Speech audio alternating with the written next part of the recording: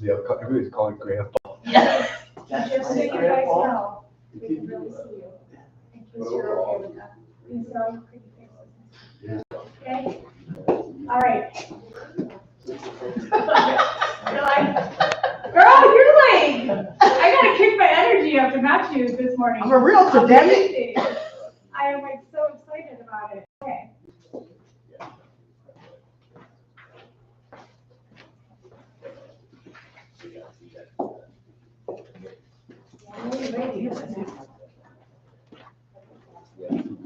I got time to go and do stuff to get cards here, but here you go.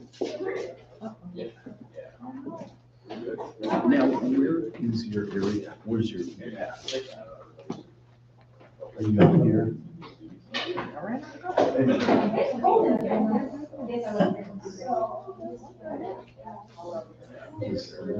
Just shoot me. Yeah, I'll send you the text of mine.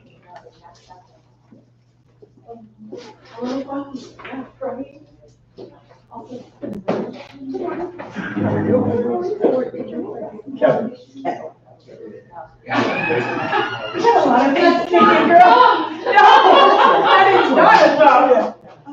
Do you have them community values? It would be every so often. No. Okay, that's the only thing that Like, I pull it up, indicated. Oh, okay.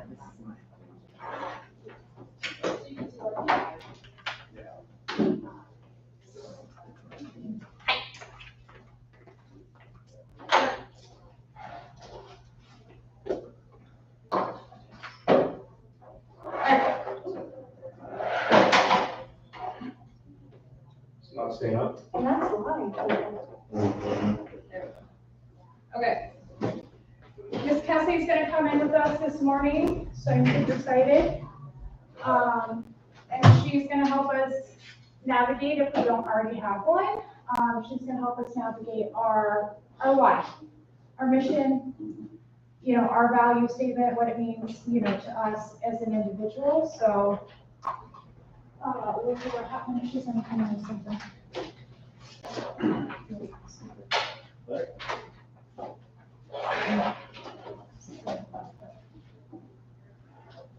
So how's everybody doing?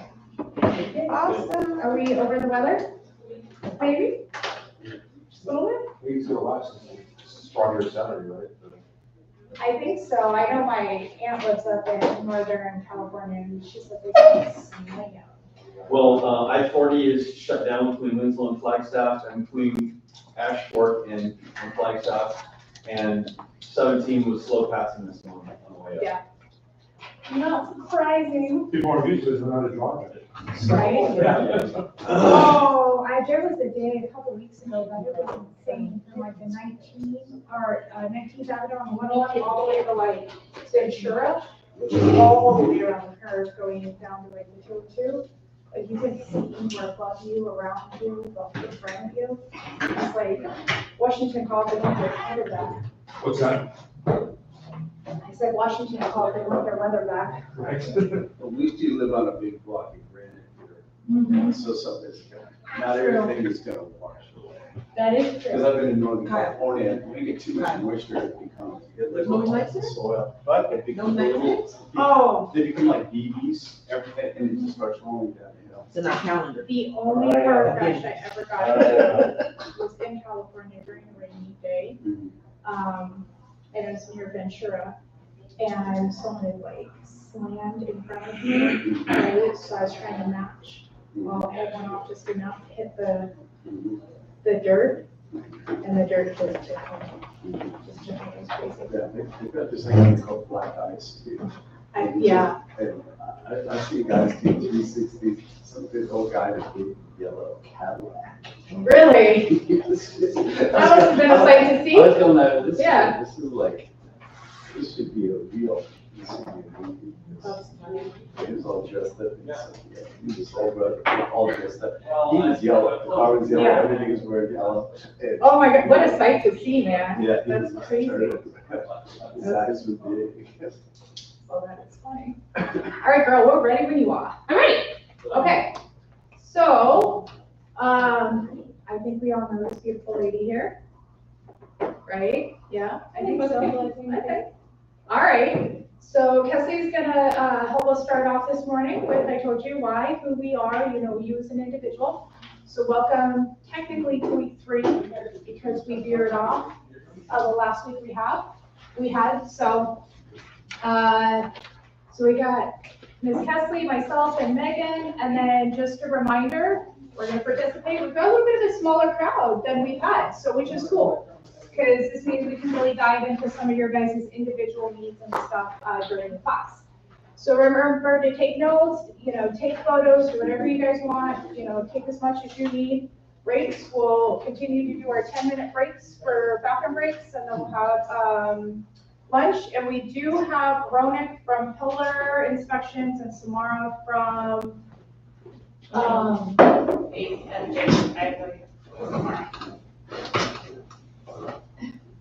Roofing. No, please bear with me, I feel so bad.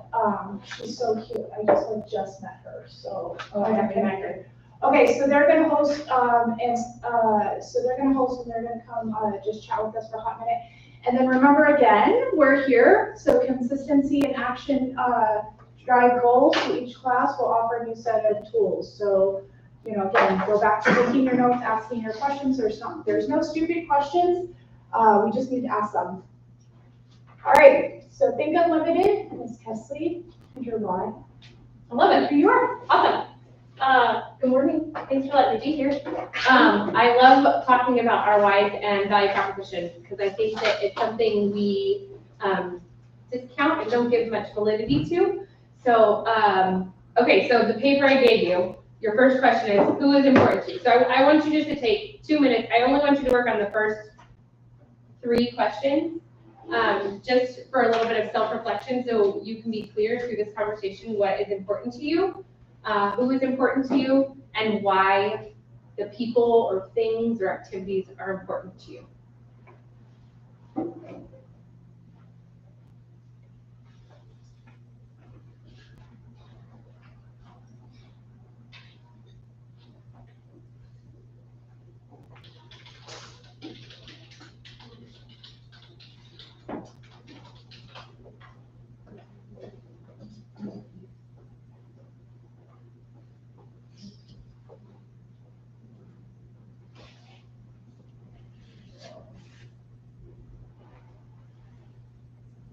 Don't worry, Jason, I'm cheating. What's that? I'm cheating, I'm taking all your answers. No, you're taking it to make sure we're not cheating. Remember that teacher, like, walking through, yeah, and you're just like, oh my. I wasn't paying attention. I was like, is she so busy and taking pictures? Is this what she does when they're like doing their work?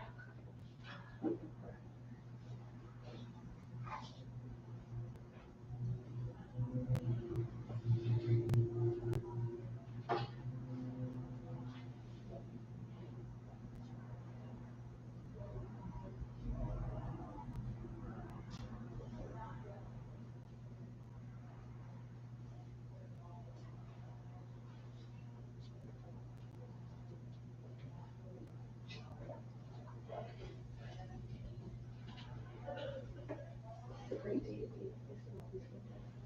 It's so beautiful. Do you love rainy days? I do not get them so often.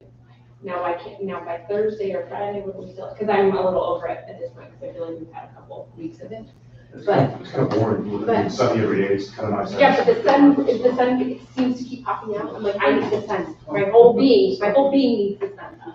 Okay, all right, so I love to, find out what's important to you, because it helps us as we go through this. So who wants to share who's important to them? Me, I'm important to myself. Good. My sons, my wife, and my father. Cool. All right, who wants to share what's important to them? All right, Sarah. Sure, I said, things that I like to do, spending time with family, traveling, hiking. But the other is I like to volunteer, volunteering and helping others or other things. That's important. Love it. All right, and then who wants to share why the things you wrote are important to you? Lizzie? But they bring me joy when they are happy. I also like my personal time and my personal space. I love That it. makes me happy. When we start talking about the big, like a big why, people, I remember the first conversation I was in about the big why, and I was like, I don't get it. I literally don't get it. Like, what is this big why thing? And so Sherry Diesel is my most amazing fire agent. She is just literally the most amazing human. So I said to her one day, I'm like, well, why do you get out of bed? Hold on to that question. I'm going to ask it to you. So think. She said, because the kids need to get to school. And I said, no. She's like, because I have to pee? And I'm like, no. Remove that the kids, you don't have to get to school. Remove that you have to pee. Why do you get out of bed? She's like, I don't think I would. I'm like, wait a second. Like, really, right? So which is fine. It's fine. Everybody can have their own thing. And yet, why do you get out of bed? Like, what is it that wants you to get up and get outside and go do something, right? So when you write down why these things are important to you, it's because of that, because it brings you joy, because it feeds your soul, because it, I don't know, whatever. So why do you get out of bed? Don't say kids, don't say you gotta pee. Okay, just in generic terms, to help people get unstuck. To help people get unstuck. Because I've been unstuck and people have got up and helped me get unstuck. Oh, I love it. Love different ways to. I love it. Why else? What are some other reasons you might get out of bed? There's a whole table right there. You can sit at. You can have it all to yourself. Thank you. The whole table. You just have to sign in. That's all you have to do. Oh, perfect, thank you. Anybody else? Why do you get out of bed? Yeah. Feel guilty if I sleep late. I know somebody's relying on me to do something, whether it's the dog or, something I have to do for my wife or kids. Okay. Who else? Anybody else want to share why you get out of bed? To be present. To be present. Yeah, I love it. I feel like that's kind of why I get out of bed. I get out of bed because I feel like I have a duty to the universe to have an impact in this world. Oh, amen. I also make my bed every day. Did you say I had to make my bed? I have to, some people don't do that. Who makes your bed? Okay, let me tell you. By the way, if you've never seen my office, you now understand everything about me. I do not give a crap about the bed being made, but I am married to the most amazing human being who desperately cares about the damn bed. Desperate. Like, it takes him an extra 3 minutes after I've gone into the nice warm bathroom because he puts the heater in there so it's not cold. And he's made the bed. I will say this. I really do love coming out of the bathroom and seeing the clean bed made, but also it does not bother me if the bed is not made. But some of you, I love you, it does. So congratulations, I love that. So, yeah. But I want to get out of bed so I can make the impact in the world. So I can help change You've been lives. stuck in bed for a long time, you realize how much of a hole you can get in by not getting out of bed. Oh yeah, I'm not a lay in bed kind of person either. I can't do it. I don't think it's guilt. I think it's I got something to do. I don't know what it is. I feel like lazy. Yeah, like lazy days are difficult for me because I'm like, did I just literally waste this entire day? By the way, lazy days are necessary. Our body needs it to recharge. Think of yourself like your phone, right? How many of you make it all the way through the day without having to charge your phone? I love you so much. Because if I make it to noon without having to put it into a plug, I'm doing real good. Yeah. So, okay. I do everything. My body circles around my two amazing human beings. In fact, I tell people they are the most amazing human beings on the planet. Isaiah is 15. He'll be 16 next month. Oh my gosh. And Liliana is 14, and she told me earlier this year, hey, Mom, I'm going to be 16 next year, because she turns 15 in October, and she's a chip off the old block, so you know I got my hands full. But they really, truly are. They love people. They want to be better humans. They want to bring joy to the world. I love everything. They're just amazing. So I do everything for them. My bigger why is that I want to create a relationship with them that when they're older and they're with their significant other or whatever, and I call, when I hang up the phone, the significant other says, what did she say? Where are we going? We're doing whatever she said, right? Because I'm the mom that is perfectly content with them just staying there forever. They can just stay in my home forever. My husband, on the other hand, is like, no, they gotta go at some point. I wanna walk around naked. I'm like, okay, can we not talk about that right now? So it's not huge, right? So when we have this conversation about a big why, I just want to have an impact on my kids and whatever their dogs that they choose to have, or if they choose to have humans or whatever. So I want to be part of it. I want to be part of that journey. But when you think about your big why, there are stepping stones, right? 15 years in the business, and the big why conversation is a gigantic Kellerism, right? It's a Kellerism. It's something that we say in Keller Williams all the time, and people go, I don't know what that means.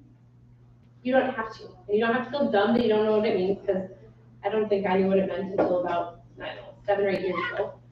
But there's stepping stones. So why did you get into this business? Who got into this business to make money? Who got in this business to buy additional real estate? Who got into this business to invest in real estate? Who got into this business to help people? Who got into this business because they met a realtor that sucked and they wanted to make sure that realtor was out of a job one day? Yeah, I meet those, probably so many agents I meet that are like, my agent was terrible. Yeah, you want to have an impact. Those are all little whys, right? They're just the stepping stones. So how many of you got into this business to pay off debt? Yeah. Or buy a new car. Or my husband wanted to buy a new guitar when I got into this business. That was like we were fixated on the stinking guitar. So what are your little whys? It doesn't have to be something grandiose, although some of you have really grandiose ones. You're like, I want to volunteer every day. Amy Potts, oh my gosh. Who knows Amy Potts? Everyone knows Amy Potts. Okay. This woman wants to give all her money away. She wants to get to a point that all of her commissions just go straight back to caterers. She doesn't want any of them. Now, Amy's in my downline. What do you think I think about that? Sounds like a bad day to me. But also cool, right? How cool is that? And yet I don't necessarily desire to do that. But I love her for doing that. Also, she just wants to give her time and her money to everybody and help people. So and then if you ever ask her about her big why, hand her a tissue box immediately, because that woman cries. And that's the coolest thing ever, because she doesn't look like she cries, right? She looks like she's like stoned. First time she cried, I was like, what's happening? So, okay, so who do you choose to be? There's your next question on your name. Who do you choose to be?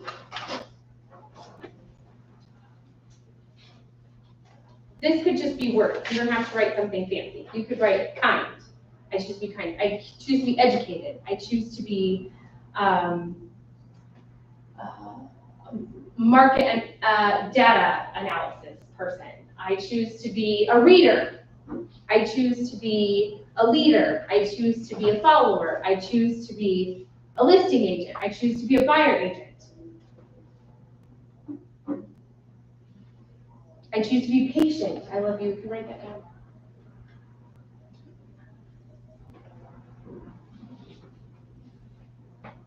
I choose to be animated. I can't help myself. That's who I am.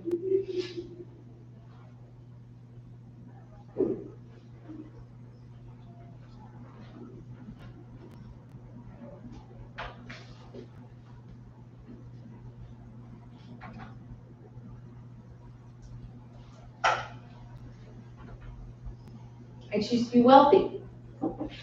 I choose to be debt-free.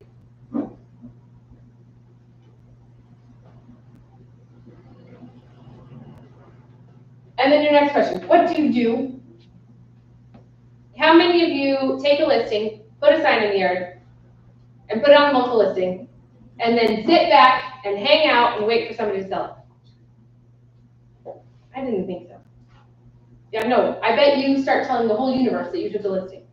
You call your past clients, you call your current clients, you call your best friend, oh my gosh, I took a listing. It's the best listing ever. It's a 123 Main Street, and it's just amazing, right? So what do you do?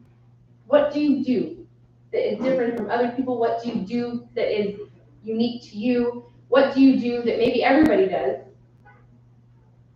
but they don't tell people? Jen Sanchez, brilliant woman. She talks about the lockbox in her listing appointments. Why does she talk about a lockbox? Well, because, do you tell your clients about the lockbox? I do now. But that lockbox, when I put it on your home, guess who can access the lockbox? Me and anyone with a license inside of my industry. And some of them require an additional access code. This is bulletproof, fireproof. I think she says axe proof. I don't know why she says that, but I love her for saying that. Because you can't, yeah, like hatchet or something. And the coolest part is the minute somebody keys into it, my entire team gets a notification that says, hey, Mark Norman just opened my laptop. So I know who's outside your house and about to be inside your house. Now, do you think a seller would enjoy hearing all that? Do you think that there's value inside of a lockbox instead of just saying, Sarah, I'm gonna put a lockbox on your property? People expect we're gonna put a lockbox, but now you've given them some security that not anybody can get in. And you wanna know what else? The lockbox only works from 8 until 8. That means between the other times, they can't even open it. I can't even open it. Well, I can, but I have to have the codes and all the fun stuff. So how cool is that? So what do? Do you put a lockbox on the property? Do you tell your clients about it? Do you knock 10 doors on either side of it? Do you do an open house? Do you syndicate to 650 websites? Say yes, because you're a killer agent. Do you do a video? Do you do social media? Do you run ads? What do you do?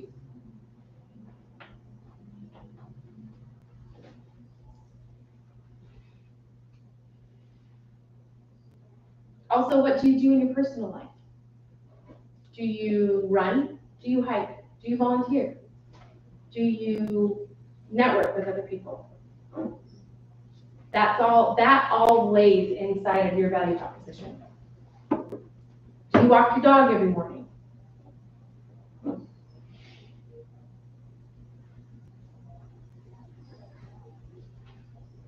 And then how do you do it?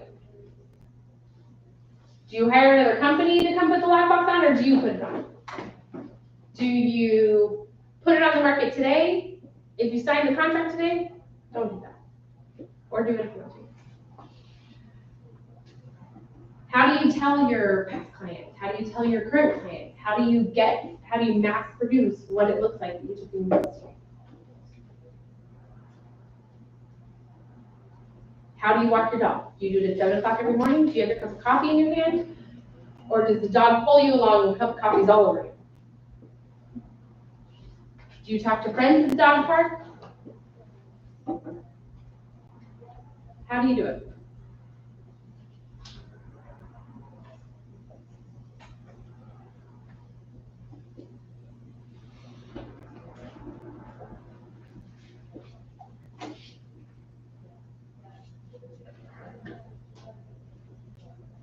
And then, of course, why do you do it? Why do we put a lockbox on the property? Why do we put a sign in the yard? I don't want a sign in the yard. What do you do then? They'll see it online. Why do I need a sign in the yard? Well, then it's about you. Does the seller care about you? No. Our client, I wish our clients cared about us. They don't, and that's okay. We care more about them, right? That's what fiduciaries do. And yet the sign in the yard, make sure they call me about your listing so I can talk to them about your listing, about your home. Because does another agent know all the things I know? No. No. You told me why why you painted it a certain color that you painted it. You told me what the type of floor is, how old the water heater is, and how old you told me all this. And you smart agents put it all in the whole listing. And how many agents read all that? 3%. No, they call you and they say, how old is the water heater? And I'm like, wait, did you look in the listing? Right? Yeah, so why do we do the things we do? Why do you walk your dog every morning? Why do you want to volunteer, Sarah? Why do you want to hang out with the kids? Why do you want to do any of it?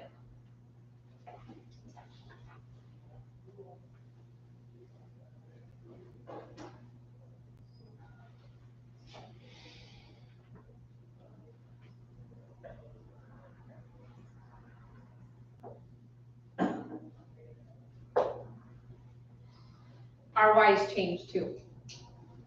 Today you're where you are, you know what you know, and your why is what it is. And a year from now, you've sold, I don't know, 25, 30, 100 homes, whatever your number is. And now you're like, okay, well, I'm debt free and I got the new car that I want and I work 600 hours a week. Right? And now your why is different. Now you move from I don't want to work too much to I want to work less. Or maybe you're working less and you want to travel more. Or where you travel changes. Right? When my kids were little, we stayed in the US. Now I'm like, all right, where can we go? How far away can we get? Because they can carry their own darn bags. Right? All right, so does everyone know Keller Williams' mission, vision, values? To build careers worth having, businesses worth owning, lives worth living, experiences worth giving, and legacies worth leaving. Have you figured out what your legacy is going to be like that you're leaving? That's where our why lies, in the legacy we want to leave. Are you going to sell real estate for 5, 10, 15, 20 years and then you're just going to retire? What are you going to do with your business? Are you going to sell it? Are you going to hire somebody to take over it? Do you only want to work for another 5 years? And then you're like, I'm done. I don't care what happens. That's, I think, what most of the realtors out there think happen. I'm going to sell real estate for a time, and then I'm going to leave this industry. If they hadn't done it in the last year. Right. I love this, because my next question is always, what are you doing with your database? Oh, well, I don't have one. Baloney.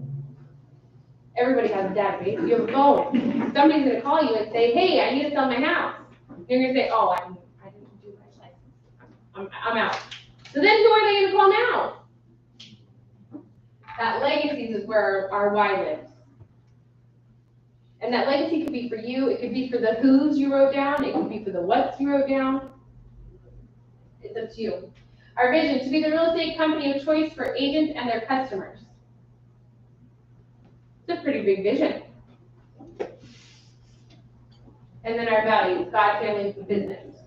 Yep. Does anybody use these when they're talking to their clients? I feel like most of the hard work is pretty done. If you believe in this mission and vision and values, and you can have your own, right? If you had to articulate in a quick sentence what your value is to your clients, could you do it?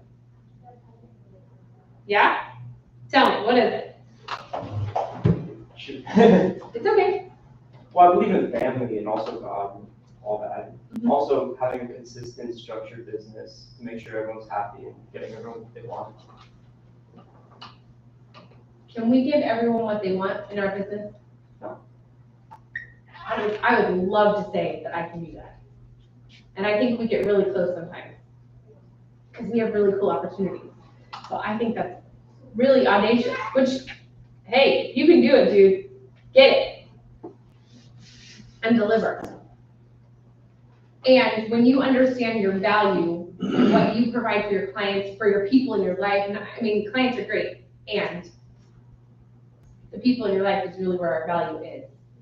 And think about what somebody would say about you. What value would they say you have? What if we looked at somebody looking at us and said, all right, Kyle, what would someone say your value is? Would it be the same that you would say? Probably not. Your self-image is not the same as somebody else's. Of course. So what would someone close to you say your value is? As a human or, okay, family. All right. What would your best friend say your value is? I've helped them make some good decisions. I haven't told them what to do, but we've talked over enough about the alternatives so they can make some decisions. Love it. And they have to cut the past. I love it. Helping them make decisions. I think that's absolutely what we do. I don't make decisions for my clients. I love when they're like, so what are we gonna list it for, Kesley? This question always happens. Whose job is it to pick a list price? So, we're just giving you information. But wait, you're sitting here, you're supposed to tell me how much to sell it for. No, you can list somewhere here's my window. I can explain the market to you, you have to make the decision. Yeah. And they feel the pressure at that moment, right? And yet we do our best to educate them The information's what you're supposed to guide, and they're making a Yeah. lot of decisions. Yeah. Yeah. Yeah, and so when we articulate our value, they feel comfortable and confident in the numbers that we provided them. Same with the buyers, like just translate, flip it that way too. You can be data driven, you can say, okay, we're gonna set this price, but here's what the run has been Yeah. recently. And, you know, well, take your chances. Yeah. Yeah. Sometimes it's worse, sometimes it's whatever. Well, and our market is fickle, right? Mhm. Like, I know we talk about like, oh, this market, by the way, I don't know that I've ever seen a market that I thought was like, normal. I don't know what normal means. I got into this in REO worlds when there was like 40,000 homes on the market. Literally every other house had a sign, right? And then let's rewind to 2022 when there was 2,000 homes on the market, and now we got 11,000-ish homes on the market. None of that. There's no normal in that. It's all relative to whatever is happening in our world, right? And how we articulate that information to our clients. So, okay. So flip your page over and spend a minute. This is just blank space for you. But here's the other thing. I don't think you can figure out your big why is sitting here. This is something that you simmer on for, I don't know, minutes, months, days, years. But you can start like crafting what it looks like, because that's gonna be what gets you out of bed and doesn't make you feel guilty, right? Does anybody like to feel guilty? No. And maybe that's what gets us out of bed. I get it some days I'm like, I gotta get out of bed, or I'm gonna feel guilty again. And yet, like, this is gonna be what propels us out of bed. When your why is big enough, and when you understand it and can internalize it, suddenly lead generation is not scary, is not ugly, is not bad, is not I don't want us, because your big why is so big that you are like, I have to. It's a have to, and to get to, right? Like if I want the opportunity to continue to travel with my children and to have them be close to me, I need to create opportunities that are available. And if I don't sell houses, I'm not exactly sure how I'll pay for that life. If I don't make new friends every single day, then I gotta go get a JOB where somebody tells me what to do and tells me how many weeks I get to have off. Buy you wholesale and sell you retail. And regulates how much you get paid. Yeah, and regulate how much I get paid. I know if I go on vacation, I have two choices. I can work on vacation, or I can not work on vacation. And when I come home, I may or may not have money ready for me, right? So it's up to me. So what are some things, if you had to write down a small why, a little one, maybe a why that has to do with your life in the next 12 to 24 months, what does that look like? If you already know your big why, write it down, and then tell somebody.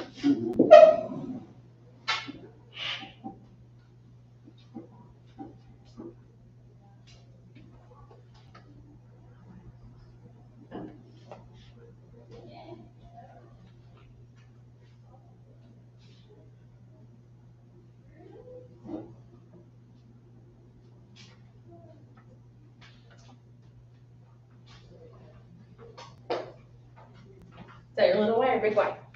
Little. Hey, you. Oh, can you come here for a minute? All right, how emotional are you today?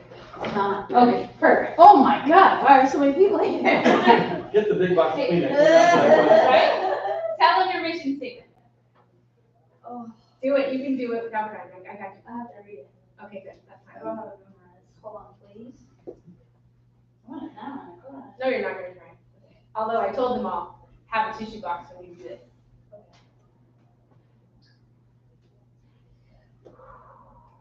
Okay. To use my skills to impact lives through volunteering, educating, and empowering people with my own passion, compassion, and humor, and to be known for inspiring people to be more than they thought they could be of service, and lead through contribution. Wow. Beautiful. All right, I gotta go before I start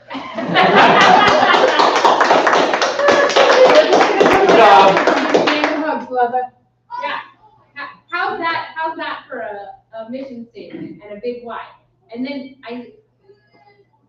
you meet Amy, you hang out with Amy for 5 minutes, and you know that oozes out of her, all of it. All of it. But she's had, if you ask her how long she's had it for years and years and years and years. So I'm sure it didn't come overnight. So that's why these questions are meant to prompt you into what your why is. And your why is valuable. Your why is your value proposition. Your why is what motivates you and helps you want to help your clients and your other humans in your life, or four-legged things, three-legged things. Sorry. Wait, drink? I don't know, some doggies have a leg missing. I have a client who was born, his dog was born three-legged. Yeah, or fishies, or hoppering things, I don't know, whatever animals you got in your world, whatever activities you have in your world, all that fun stuff. Okay, who wants to share a little why? Or if you have your big why, I want to do that. Go. I'd like to get a new vehicle and race with my son. Okay, A and whole series. so why is that important to you? Spending time with my son. Okay, and why is spending time with your son important to you?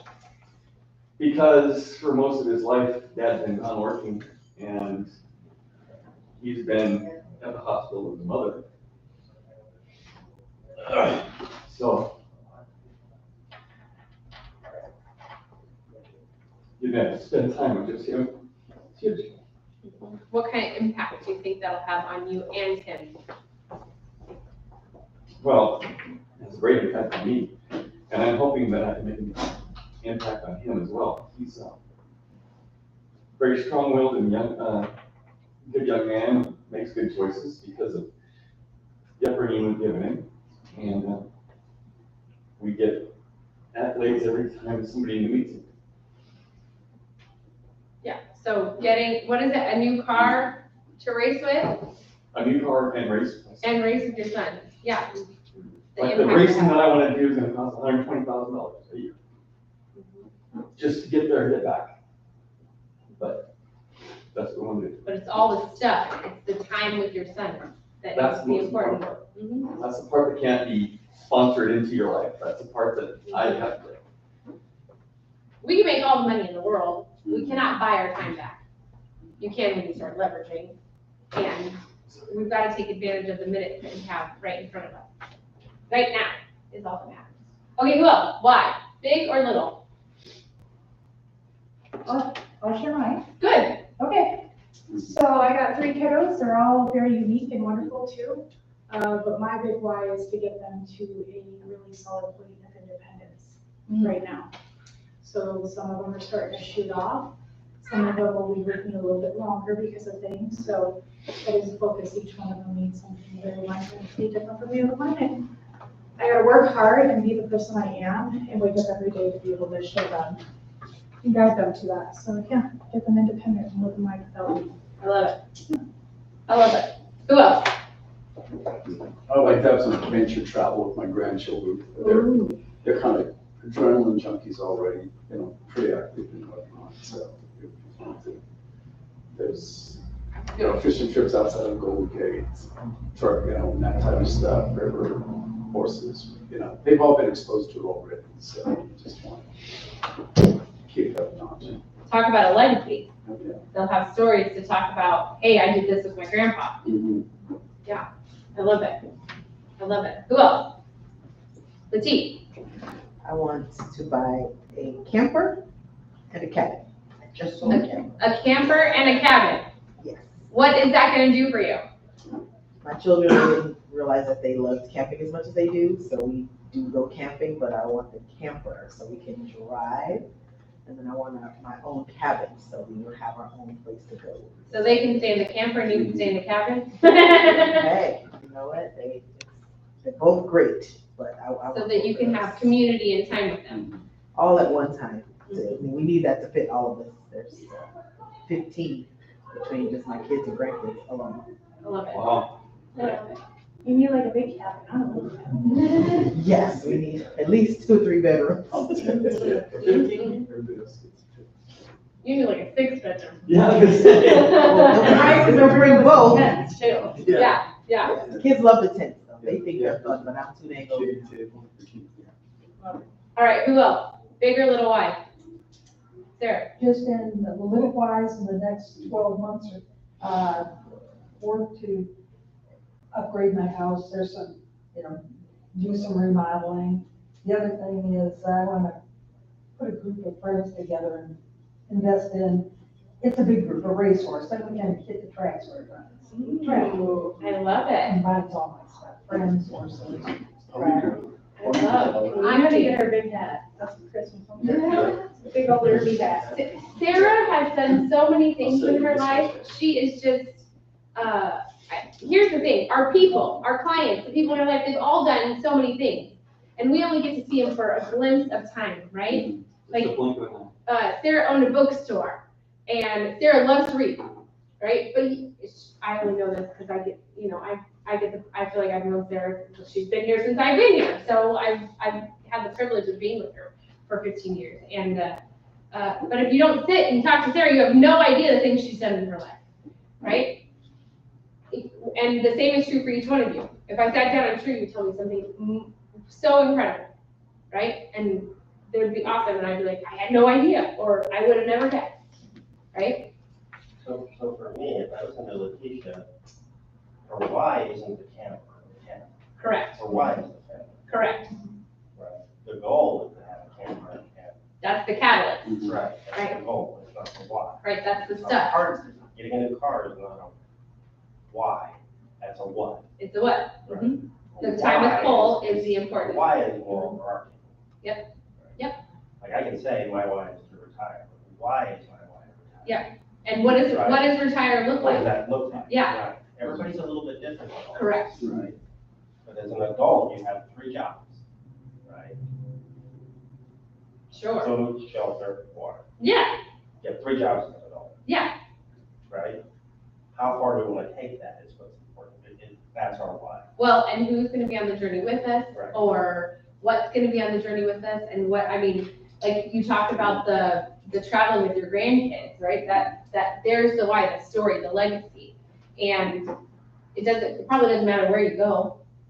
I mean, you could go across the street and do something Well, adrenaline junkie-esque. Well, my son's already hanging out in Costa Rica right now with his friends. Love So it. my fiance's kids, they want to go there too, so it seems like, who knows? And it's like Hawaii at a third the cost, and they don't hate you, so. Costa Rica's great, I love it. Yeah, so it's the underlying thing. So yes, what I want is I want a camper and a cabin. But what I really want is the time, I want the time with my humans.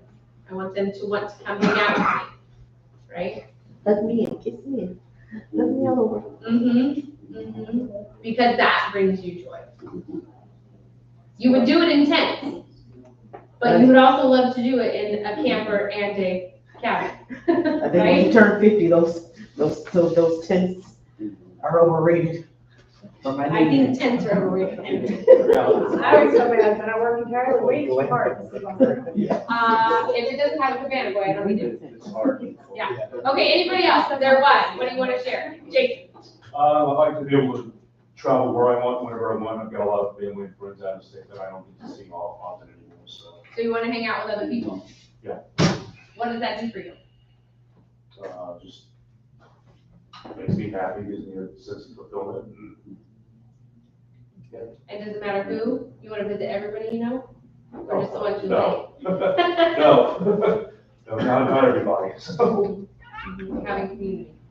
Oftentimes our wife comes back to community of some sort, whatever our community is, right? And other things too, retirement and some other things. What does retirement look like? This big word, retirement. I love this word. I love this word especially because I work with my dad and he's starting to use this R word. And I'm over the R word. What do you want it to look like? Do you want it so that you can travel and hang out with people? Do you want it so that you can just sit in bed all day long if that's what you want to do and not get out of bed? What is it you want?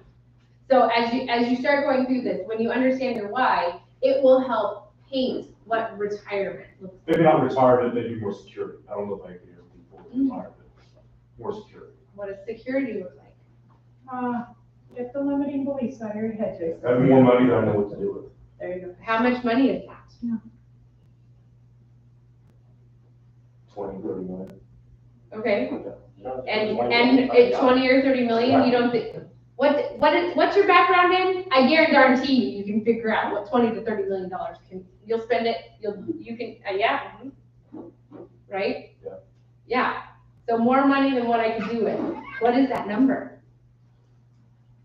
What does it look like? And why is that number important to you? You have to decide. I don't think he's saying money is important. Correct.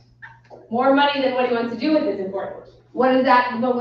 What he wants to do is important. Correct. I have to give that some more thought, so. Right, this is why I said you cannot complete this exercise here. Like, and it unfolds and becomes different things based on where you are, right? In a year, you could be like, oh, I wanted a cabin in a tent because I wanted to spend time with my humans. And now I'm like, no, I really would rather have a beach house because we'd rather spend it in a warm climate instead of a snowy climate.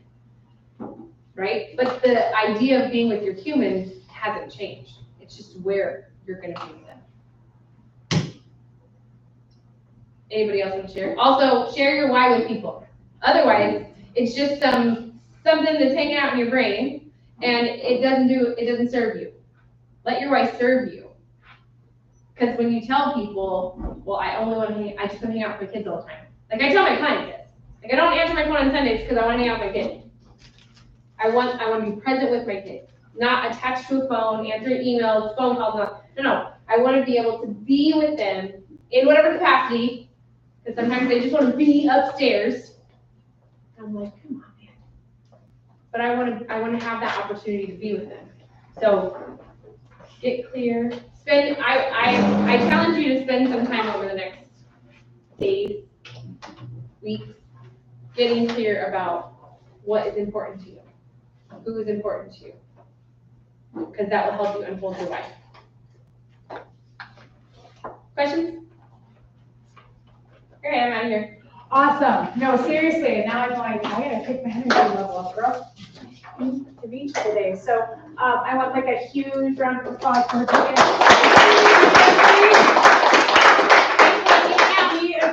Could you leave me with a couple of those? That would be fantastic. I don't need them. Perfect, I'll take them all. And in that case. Oh, sorry, I got away from your Canva. That's fine. All right, so that was fun. So like she said, you guys are probably going to be marking it, and as we too work through some of this, you will find that it will help unveil your why as well as you're putting your actual physical value props together. Okay, so we're going to go ahead and take a 10-minute. Okay, I will set the timer. Let's stretch our legs. Use little girls' men's restroom, whatever you gotta do. Okay, if you got questions, you need anything, I'm right here. But let's just kind of get our body moving because we have a couple, you know how like I fire hose you guys? So we're gonna fire hose a couple times today, okay? So. How you doing? Good.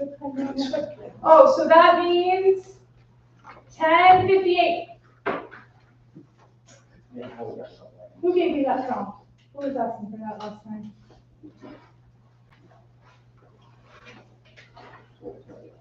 You do have to be flexible.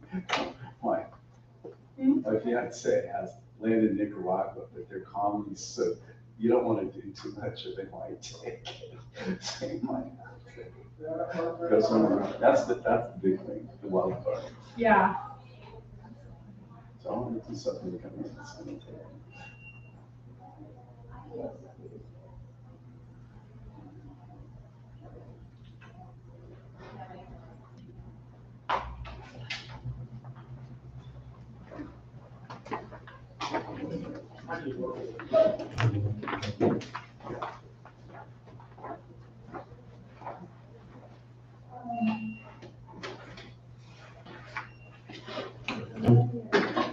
All right. And I think I need to play some black metal. Have you ever heard of that? Are you gonna do like instrumental? Like instrumental music? Yes, go ahead. Yeah. Rocky. Or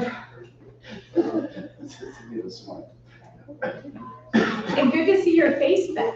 Yeah, sorry about last week. I was prepping. No, you sorry, I actually had to cancel class, and I never do that. Oh. I'm so glad you did, because I wasn't gonna come. I actually had a lot, I had a lot of people actually say that, like, we had a. So I didn't miss anything. No, we got our picking right back before we left home. Okay. Catch up in the valley. Yeah, I was so glad to see that message. Yeah, I had a. And get on as well. So when, like, all of that, whatever we all. So she was. Yeah, she was. She's like, too much.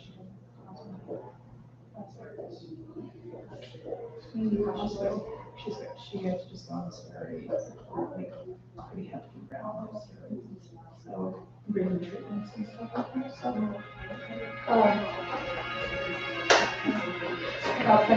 Yes, you know, you got this? Yes, I have a 17-year-old, a 21-year-old, 17, 12, and 4. Oh, so you, and I have the same exact reason, except that I don't have 4. I have, almost 21, and 17, and 11-year-olds. The 12-year-old's my worry. Really, it's the preteen. Is your 11-year-old a girl or boy? Boy. Okay. The boys are definitely easier. The girls, I don't know. The one that was like, I had to stay home, she's my only daughter. And I do. Sometimes pretty good and pretty triple like the other ones. Yeah, and then when they're exactly like you. And that's what actually starts.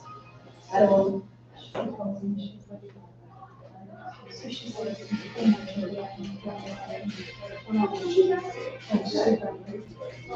just started the regional registry. And then she did step down the online social. We got her like growth of our and then college. And that's it. That's not good. No, that's not good. She wants me that phone. So she's been looking at this for a long time. Yeah, to fire and fire and her, like, in March. So I was like, I don't know. I just remember that people did anything. Really good. Well, good. I'm not, you know, I'm not very. I mean, it's total. Yeah.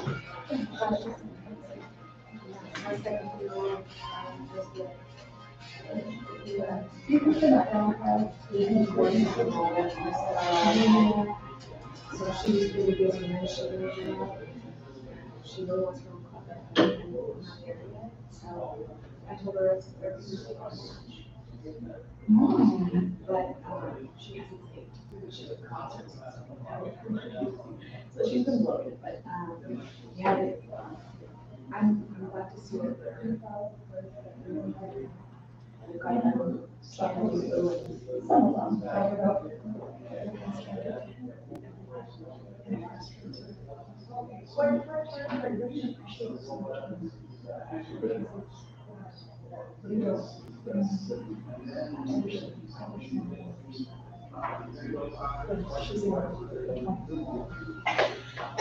Just want to give it to her.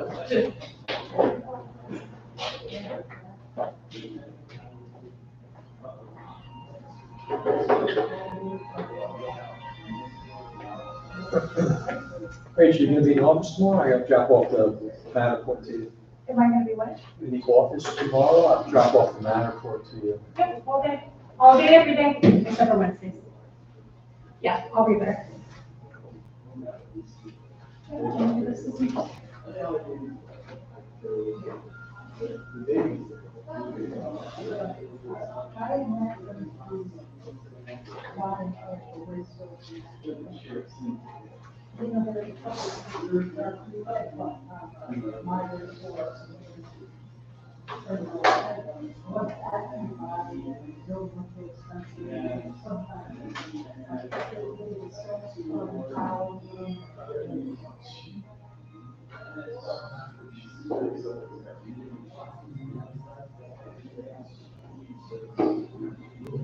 So, what happened?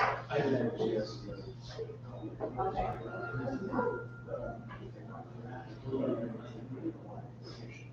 No. Well, yeah, she's nice, but it's really, the environment is really.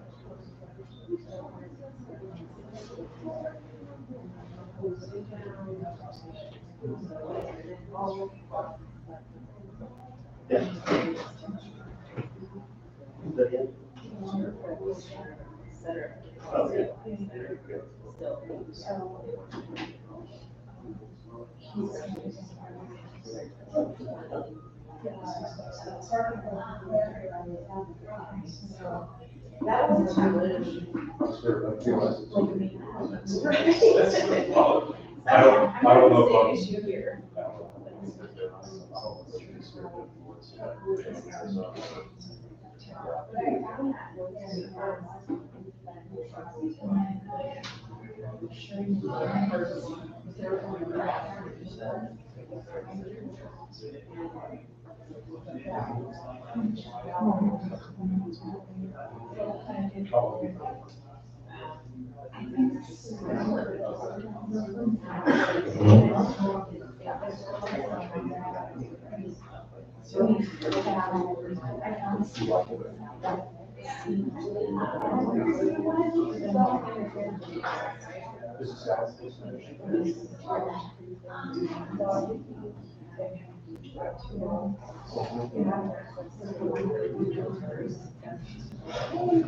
Hey, will you study your business?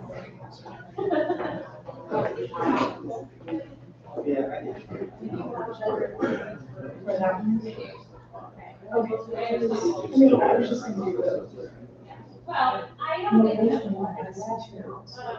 I don't think that you should tell somebody acts. The all-white place is complicated. It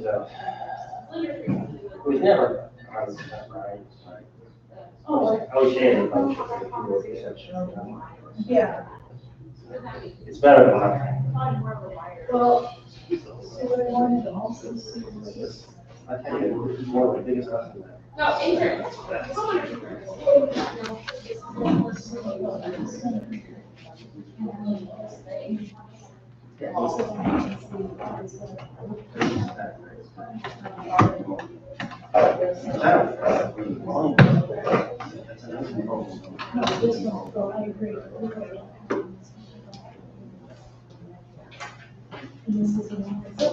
We got some big running lights today, or we didn't run? So I'm gonna make you guys start, we're gonna like, you never know, you know I'm horrible.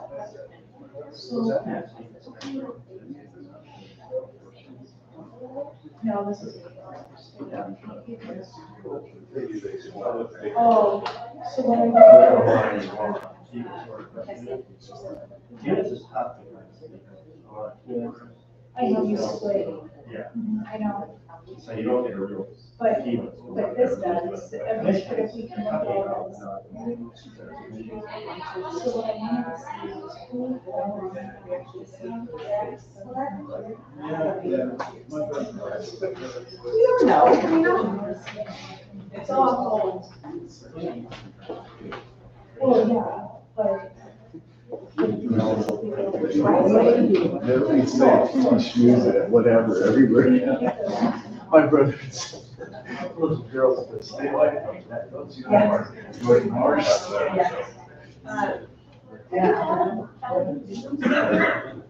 That's not totally like.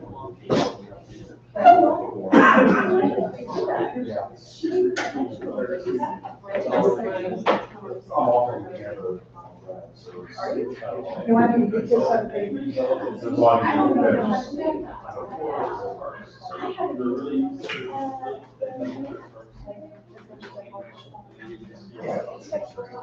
Yeah, that's what I'm saying.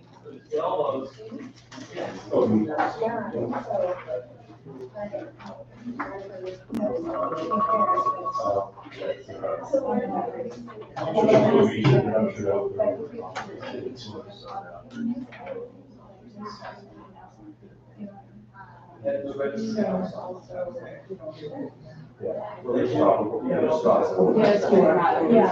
What's that? Yeah. It is. It's beautiful though. I love it. For what? It is for what?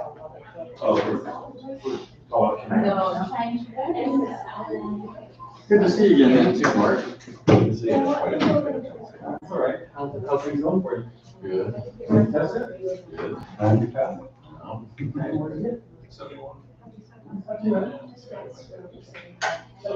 Now you kind of have an idea what that's an assessment, I think that's a little different.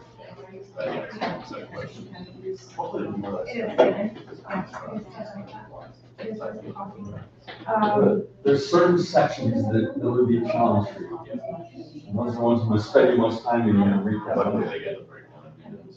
Right. I know there's more than. Go back and do the pretest. I've never, and I know Halo and Western too. Dog, yeah, I was looking for a dog, you know, Crystal. Yes. So I sent her the website, I was there yesterday, and I know the dog that she might be interested in, so I'm searching. So I know there's a lot. Well, it used to be 75. First time you pay, you get 3 cents. Oh, yeah. Dog food house, fancy.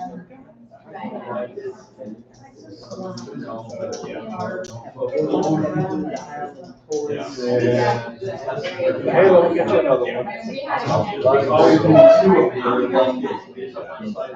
It's the opposite of that. My wife works for That's a good lifespan, almost 60. That's right. Yeah,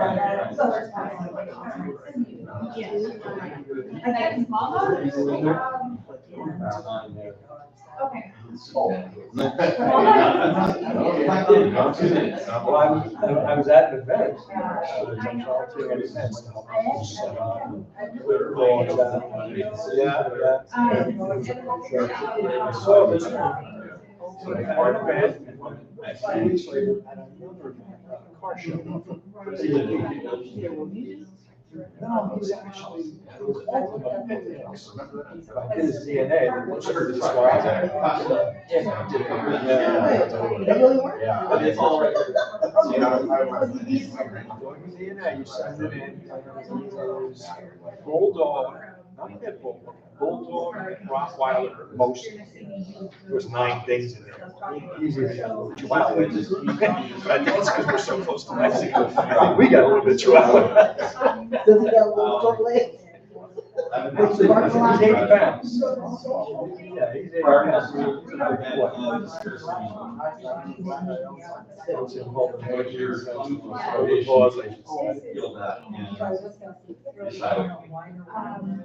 Oh, yeah, that's why people think it's very friendly. People come by our house and I drive with them, across the street, and go down. He's the friendliest dog. And so you roll over. I know you. I get enough on Facebook. He gets everything.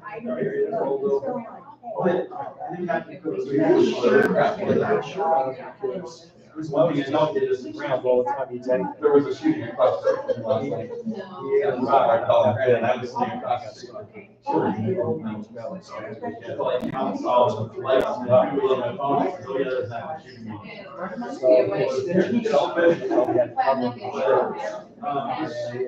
And I take him for a walk with the muzzle. I did it for like 2 weeks. Crazy.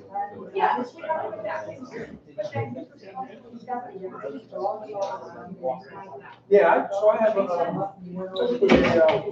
shot cone, it's a training cone, and it has 3 things. It has a tone, push a button, and it makes a tone. So I got him used to, and the tone, he looks at me, so it's like, so I don't need to leave.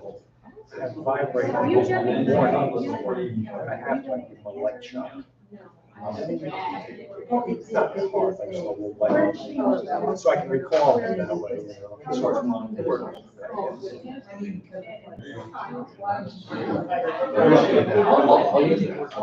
Yeah. Hey, Bill, man. Originally, when I first started walking, I was going to the park together on the street. We work out.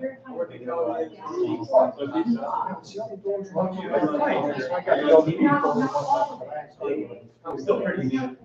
I love you, Mom, man. I had 2 shirts on. And then I got in that collar and he started training. He feels the vibrating, looks at me, you know, you get like you get back. I know you gotta pee. Now he knows, he feels it vibrate. I'm not going to use the tone. You would know if you just started. Okay. So you're a solo agent, you don't have somebody above you that's telling you you've got, okay, just leave phone calls. Okay, are we ready? We went over time, but I know everybody's loving each other, so. Okay, don't get naughty with me. How do you get it? Sisters. Well,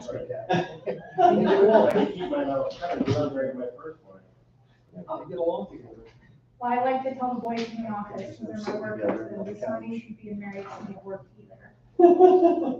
Okay, so, super excited, fun, going through our why, right? And just kind of digging into some of that. Motivation, you know, it's an internal thing, right? So you gotta be able to like pull it out and knowing where it is stemming, what's causing that to grow is super huge. So, if anyone in the office sees Kesley and she is a hugger, I don't know if she is, but if she's not, don't do it. If she is, just give her random hugs for me. I really appreciate her coming in. Okay, so, how many of us have an actual mom? What does that mean? Yeah, we're going through that. How many of them are actually a mom? Like, we're a mom, okay. He's gonna be that student today. I see how we're going. Okay, so, awesome. So what does a mom standardly do for us? A good mom, I'm not talking about mommy issues here. That's a conversation for another time. Okay, so what do? Honestly? Care and nurture. They care and nurture. Wash your hands, you just came from the dirtiest place. They heal us. They keep us kind of up. Clean, hygiene. Guidance. Guidance. Yep, okay. Support. Yep, there you go. So for us in our world, our mom, you guys have heard me talk about her, or it, or whatever it is, and that is our message of the moment, right? So welcome, my dear. So being a mother is learning about strengths you didn't know you had and dealing with fears you didn't know existed. Linda Woodman, the love of a strong mom has the power to heal wounds and nurture souls, okay? So the reason why we are starting with the message, you know, you guys talked a little bit about your why and who you are, right? That will morph, and you guys, you know, that takes some time to do. But no piece of marketing, presentation, soliciting is powerful if it's not backed up by a message of the moment, okay? Now that message of the moment, just, you know, you can pick all the things up there, all the resources we have today, okay? Yeah, if you guys did not pick up the handouts I have, they're all by the front door. So, with that said, right, like, if we're hitting FISBOs, our mom for a FISBO is not gonna be the same as our mom for an expired, a farming, an SOI, you know what I mean, a database, a Facebook inquiry. You see where I'm going? So just that alone will change your message in a moment. And then we talk about our breakout sessions that we had, right, when we canceled our class, right? And we really dove into what does our current market actually mean and what is the pain points and how can we maybe solve that, right? So a mom will help you do that. Again, just like Kesley was saying earlier, if you understand your why and where that's bubbling from, all that motivation is bubbling from, right? It helps allow you to make the choices to reach that destination faster, easier, or however it ends up panning. Same thing with mom. So I want to just point out that a powerful pain point, the thing that's holding them back, right? This is the wound, okay? And a mom should be able to heal that wound, okay? And solution-based values, so how can they overcome with support, right? So again, this is their wound, and we need to heal it, okay? So whatever we do, your listing presentations, sometimes that message of the moment is probably going to be your why, a lot of that, right? Or why you do this, or how you can help them through, okay? We can also pull in some of our current market moms, you know, messages of the moment into your listing presentations and stuff like that as well. Because the last class that you guys had with me was my breakout session, and it was really based around, I think, our industry moms, right? So has anyone thought about what their message of the moment is? Kevin, Sabrina, I know Sabrina's not here. Kevin, you guys do have one. You guys are solving one. You guys just went through school for it. What's that? I'm sorry, can you say? Oh, you and Sabrina have one. You guys just went through school for it. Oh, yeah, short sales? And for great program. Yeah. So right now, his message, one of his messages of the moment is being of service and value and helping that trend that we might start to see. Pre-foreclosures, yeah. Yep. Mm-hmm. And certified in it, right? So that he can speak stronger to it. So him and Sabrina. So again, that's easily hey mom, that's this message, I need help you, like, I mean, there's other components of what those solutions are in there, but that's the pain point. I'm gonna lose my house, I'm not paying my bills for whatever reason, we don't know, and we need to always be respectful, because we have no idea. But I can't get this done, and now I'm at risk of having this on my credit, and losing what money I could have, or never being able to get, you know, a financial job, because they do that. They check they check your whole credit score and stuff to get like Merrill Lynch and banking jobs. Like if you get a foreclosure, guess what? You can get a job like that. Harder to rent, buy a car, or any other asset, build your credit back up, right? That's his message of the moment. His solution, his healing with that second part is going to be around finding solution-based things to solve those issues for those pre-foreclosures or short sales, okay? Sorry, Kevin, I know, you get used to me just calling you out. Y'all should be used to that now. Okay, does that make sense though? Once. Okay, I know I called you out, but I would, participation. Anyone thought about a message that resonates with you that you're like, I really want to solve it? Because if not, I'm gonna start calling because I know. Yep. Well, I keep saying more, senior real estate specialists. Thank you. More time with mom and dad, because that's senior transition is fraught with so much peril. It's a time suck. And there's resources, so many resources that have to be going through. Did you guys hear him? Okay. So I'm glad, because I was gonna call you about next anyway, so you're good. Thanks, Bryce. So he is targeting retirement, okay? Like retirement homes, retirement communities. His message of the moment, okay, is that it's a very negative, heavy time in their life. And a lot of it's being sucked away, time is being wasted, okay, on all sides, right? But some of it can be really positive too. Oh, Some yeah. people just want to downsize and they want to say, what are my real estate options? It's like- But their lives are changing, right? Yeah, and there seems to be, the relatives show up, the kids show up, everybody else. Exactly, so to have that and to be able to reap all those last moments, years, or whatever that we have, Bryce has come up with a very cool little campaign and these little cute booklets, I love them. And it's around helping those families gain more time and making it more simple for them with some other solutions so that they can have that time, which is the most precious thing for them.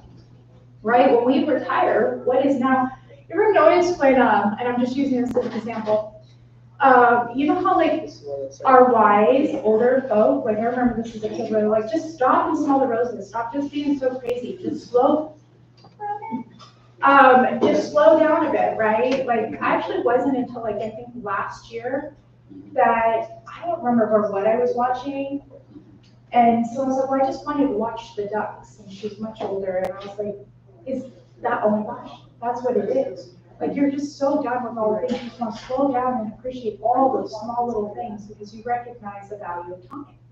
So Bryce is, you know, his wound is they don't have enough time, it's hectic, it's emotional, happy, sad, all the things, right? Yeah, there's a daughter Karen, quote unquote daughter Karen, that everything falls on her shoulders, Always. and it's nuts. There's always your executor, 100%. So he has found a way to heal some of those pieces and come from a place of value and being solution oriented, okay? Does that make sense? Okay. Who else? Justin, I love it. By the way, this is Ronan, one of my favorites. hello, everybody. So he knows I love it. What do you got? Well, like for instance, I had a lady call me up week and a half ago. Her mother is going into assisted living. She was across the street from my father, and she needed help. She's in Tennessee. She couldn't get the power of attorney signed. She couldn't get this. She couldn't do any of these things. So I was the legs on the ground for her to be able to do these things. And granted, I'm getting paid. And she's Yeah, I'm not saying that no one needs to work for free. she's making me work my while. Don't get me wrong, but I'm helping her do the things that she can't do without flying here. Which there was. She said she just got the phone, and when I talked to her, she said she just got the phone with an ambulance chaser, and she felt like she needed to take a shower after talking to the person. I said, well, you don't have to work with that person. Well, he's with the care facility she's at. I said, that doesn't mean that you have to work with them. But people don't understand this. Yeah, I mean, you're tapping into something else. Now you're talking about the fact that there's levels of coercion that happen in that bracket. Yeah, 100%. But yes, you be the agent that's not going to do that. Be the agent that is going to literally be solution oriented and being boots on ground and being the source of the resource, right? We're not talking about the source of the source of the source. We're talking about you being the source of resource, okay? Okay, but so who has a niche they're working with? Okay. I feel like I've been yelling it, so what's my message of the moment? Especially this year. I love that, but what with them and our buyers, so it's such a commission. It's all both sides. You know, I like to kill like multiple birds with one stone. It's like, okay, my message at the moment is strictly around the fact that everything's super expensive. Okay, and my current goal, and I know some of the things that I'm currently working on are really to provide other alternatives to reducing some of their monthly and yearly costs so that, again, we can go back to those threes that Kyle talks about and have, you know, food is not taking everything up and they put that roof over their head, you know what I mean, like getting them to that point. Okay, that's my message at the moment. Cost of living is high. I now need to provide different options, training, solutions, or things like that to help aid in that so that homeownership does not feel, or selling and rebuying does not feel like it's not something that's attainable. Okay? That's fine. Go. pull something out of your rear. And you can't, I'm not even joking, come on. No one has a niche they're working with? Well, I will tell you that the message that I try to convey with almost everybody I talk to is that your car ever operable, no matter what you think the affordability issues are. Right, and I would imagine you have solutions in place to make sure that that is the reality, right? Or that they, yeah. We don't teach people how to handle money Exactly, ever, yes, like, ever. ever, You know, we're taught that. So you learn from Yeah. people who didn't know how to handle money, particularly your parents. yeah, agreed. And they didn't know how to handle money either. Yeah. They weren't taught. And I believe there's been talk about bringing that actually into our school systems. It's a little frustrating because Because the we're best not time to doing buy a either. house was yesterday. Agreed, The next best time is today. Yeah. Yeah. There's never been a single period in history where people lost money. it's funny you said that, my brother came in from Montana, like, so now I gotta find out. Sometimes I think I just don't- Yeah. We do, absolutely, I just had that same conversation with her. From a place to live.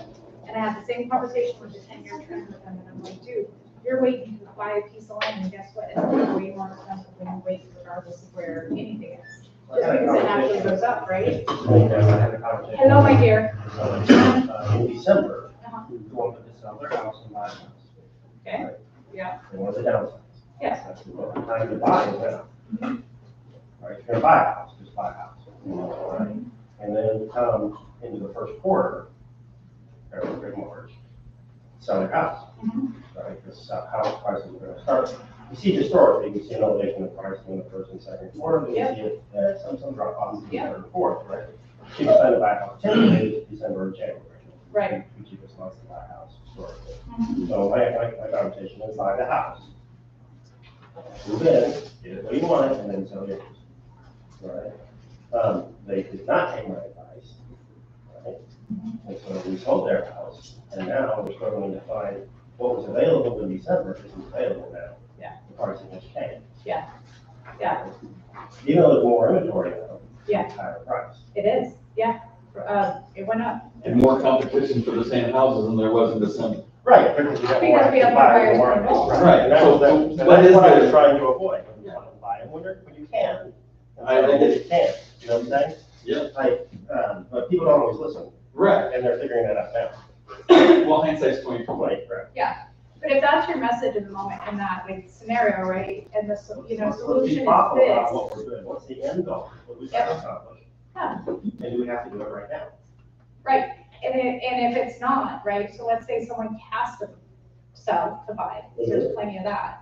There are plenty of programs out there Before that are literally physically designed to do that, to allow you to go ahead and buy the next one, so you've got it done, and then you can. Those are fairly affordable, correct? Those. Yeah, they're And actually. I don't know, not this they're- one. Almost always with a lender of some sort, so there's kind of that wrap into the There can be a lot of market fees with them and associated stuff. with this program. Yeah, depending on, but I've seen good ones Typically, about. it's cheaper than, say, like, I sell my house, then I rent something for 3 or 6 months while I buy something. The program's cheaper than that. Yeah. Right? Yeah. So to recap Kyle's, like really his message, the beginning of his message's moment is, you know, you need to buy right now and you need to wait to sell when. On that one, yeah. On that It one. changes, you know. It changes, yes, but you know, where it was, right? And they didn't listen, but if they had done that, right, they would have made more on the second one.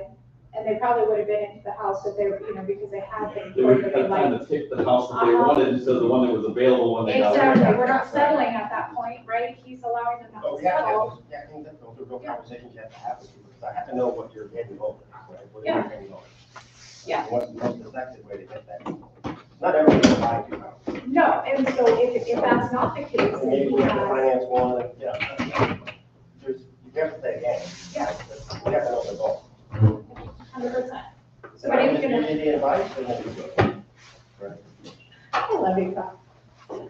But yeah, so in the event that that was not the thing, and that's what he's focusing on, right? He had a plan in place to be able to help navigate through that.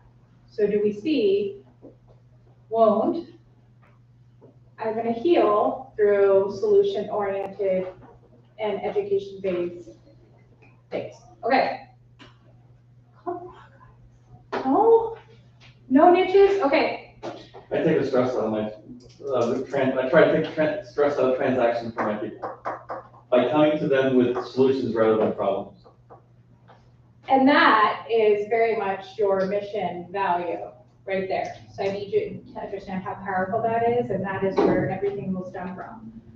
But you work with land and you work with a lot of mobile homes. And so I would like you, I'm going to challenge you, Mark, specifically to look at your preferred area and what those obstacles that they're currently facing are. And I don't know what they are, like without going into it, but I would encourage you, let's talk soon, because that's it. So I'm just gonna start picking because I know. So my Queen L, my beautiful hair over there. Did we not just sit down and spend an hour and we totally, completely identified and locked out 2 pieces of your farming, correct? Yes. What was our niche that we pulled? The, And I'm going to you next, David. Don't you worry, I see you. Okay, so what's our niche market in your farming neighborhood? it's equity. So equity. Okay. Now, her, she, and Kesley, and whoever she's working with, because that's her productivity coach, right?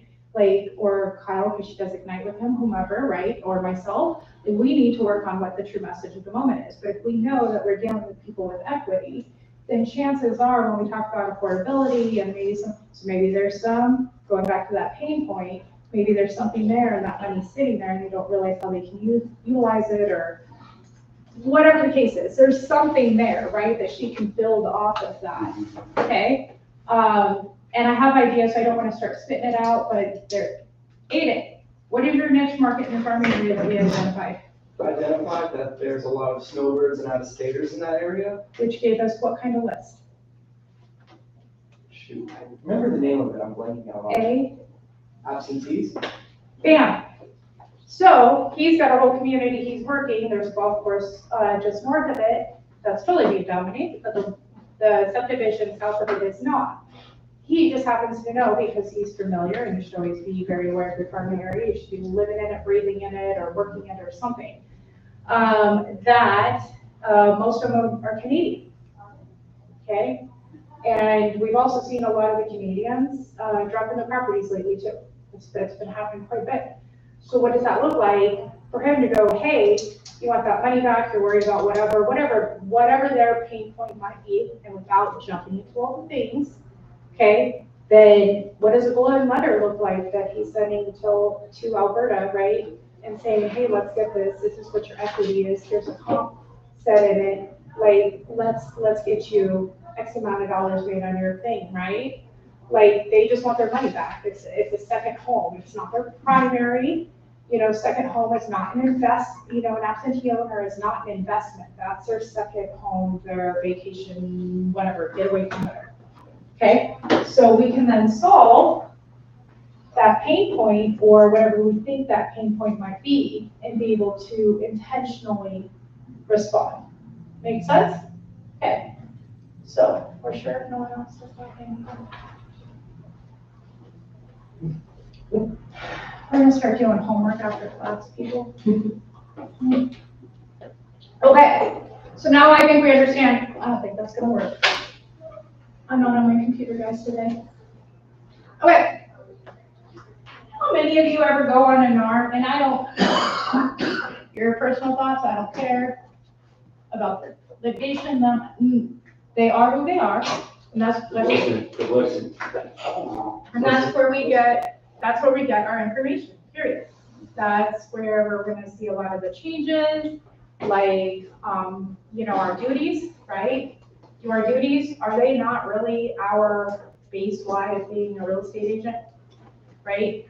So how many of you have ever read the actual code of ethics recently? I'm not talking about pushing through your stuff. Recently? Yeah, okay. Yeah. Not recently. Not recently. Okay. I don't encourage it. Every 2 years. Yeah. You would think so, but I Yeah, mean, for like, your CDs, actually yeah. read that, because you can do everything online, and I know they're. Okay. I really would encourage you guys, after especially our last class that we were at, to go on and look at some of the things that we owe the public, our clients, and our fellow industry professionals. And I'm saying this plays a part into this, but just even with the stuff going on, like what's going on online, just with KW winning their side of the lawsuit and how that was perceived, and it's not, you know what I mean? It's just, I think we need to understand that we need to be in a respectful world, sorry. But I just threw this one on here, but duties to clients and customers, right?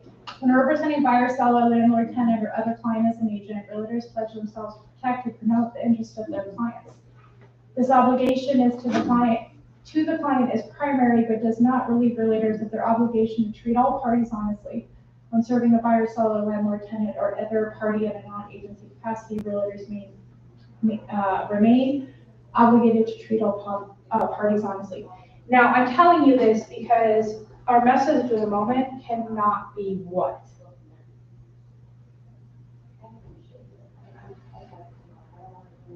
Misleading, deceiving, to take advantage of, without anything to back. It cannot be hollow, okay?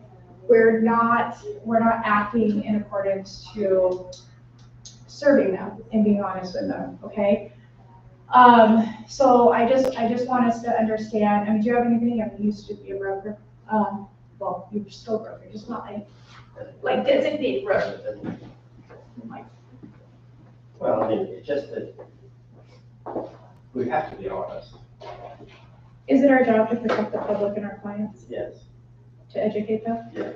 That is literally written in It's there. literally our job. It's literally our It's job. literally our job. You ever gonna do a listening presentation where there's a spot on the ground and I'll throw it out down there, right? Like, we can't let that happen. No, because it's not honest. It's not honest. You can't just cover it and throw it around. Uh-huh. The other day, they're like, let's just let throw it down. No. Because we're gonna turn this house over, you're gonna need to throw it in there. Yeah. It's gonna come up, right? Like, so we just have to deal with those things in the front end. And where agents get sideways is when they stop thinking that the customer, they owe the customer honesty, and they absolutely do. Okay? But then there's Another the, thing, yeah. like the code of ethics thing that I think is, have you ever taken an overpriced listing? I mean, seriously, overpriced listing? Are you doing the customer the best job? No. Would that be a code of ethics violation? I- If in your honest heart, you thought that it was overpriced, and you didn't say If it. you chose to take the listing overpriced and knew that it was It was sitting there overpriced. just to get the And you listing, never said, yes, this is 100%. ridiculously overpriced, we're never gonna sell it. Yes, Yeah, oh, that's probably a code of ethics violation. I agree with But that. if you did say that it's overpriced, we put it on, It's so we're gonna come down to this at a later date. Yeah, sure, if I have a plan in place, right? But the No. temptation is to never have the conversation. Right, okay. I think he's talking about something like multiple agents interview and you would Yeah. promise you can get more than everybody else. That's right. And you know it's not. That's not true, It's- right? Got it. I know what the house is gonna sell for, house is gonna sell for, but somebody's gonna pay for it, Right. right? Like, I don't set the price, the buyer sets the price. Thank you, yes. And Bradley's right, yeah, that's exactly right. And I was right. So, So, yeah, honesty, just honesty. well, then nothing's gonna turn them away more than saying, hey, I promise, or I can do this, or I'm going to do this for you. And you don't follow through, right? So we have to make sure that when we do say that, we can. And then it's easier to have the conversation that this is not really in my control, but we're gonna navigate the best through and educate the best through so that we can make the best decision as we move through, right? It is what it is. Okay, so we're all in agreement that whatever our message of the moment, our listing presentation is, whatever it is that we're promising, needs to make sure that we're going back to our code of ethics or our duties and things like that. Okay. I love having you here. Okay. Who's heard of this word? I don't even think it used to be a word, but it is a word now. Fear mongering. I thought it's always been a word. Isn't it? I don't know, I've always, But maybe it just hasn't been used for the capacity. I feel like it's been used more lately in the last like decade or so. Okay, so who knows what fear mongering is? Well, they're gonna put that gas station on the corner. You don't wanna live here. Right. You're gonna wanna get out. Keep pushing like on one pain point, right? Like keep like Or over and revisit. over. Yeah, And use it for your specific. because we're doing what? We're manipulating their perception when we fear monger. To your point, it's probably, yeah. Like, when we push that one thing and we're not being solution oriented, we're just going, you know, do or die, do or die, do or die, do or die, right? That puts us into, anyone know what fight or flight is? Yeah. That happens on a lot of different levels, people, like a lot of different levels. And like such an internal way that is, that you can't even like, so, and, okay, so the definition of fear-mongering is fear-mongering is a form of manipulation that causes fear by using exaggerated rumors or impending danger, okay? Because I'm gonna tell you that 99% of our agents are not versed in what's actually happening. When we push NAR's stuff, I'm using that one as an example of kind of what's happening, without actually doing or having a solution, we're spreading rumors, right? If we talk bad about one of our industry professionals, which is a no-no, what are we doing? We're spreading rumors, right? So if our message of the moment or our presentations are directly taking out someone else or diminishing them or creating falsities or we're using our assumptions, we're not doing what? I need to go back. What are we not doing? And that's not. Okay. Same thing with when we create fear. Okay, impending danger. So, I think I posted it on the DMC. I had just after our class, it was the same night that I did the class, I was on Facebook and a paid ad had come through. Like, so you'll get like memes or little videos that are actually paid. If you really look, you'll see it says paid, like, right? It's not just something on our feed. Okay, it's being pushed by something else. And so on there was this huge, like, I'm not a boat person, so I don't want this. That was a big boat, and it's stuck in the sand. And it's got this little itty bitty excavator trying to dig it out, okay? And it was like home prices, your down payment assistance or something like that was a little guy, right? Okay. What does that subliminally and visually say when you've got this big old boat? That the home, You're gonna see how creative an artist I am? that It's the not deal is- achievable. it's not very achievable, it's not worth it. So let's say this is a boat, okay? And yeah, there's sand, it's all thinking. You didn't know I was like a whirlwind art star, yeah? Okay, and it's just got this like, I don't know.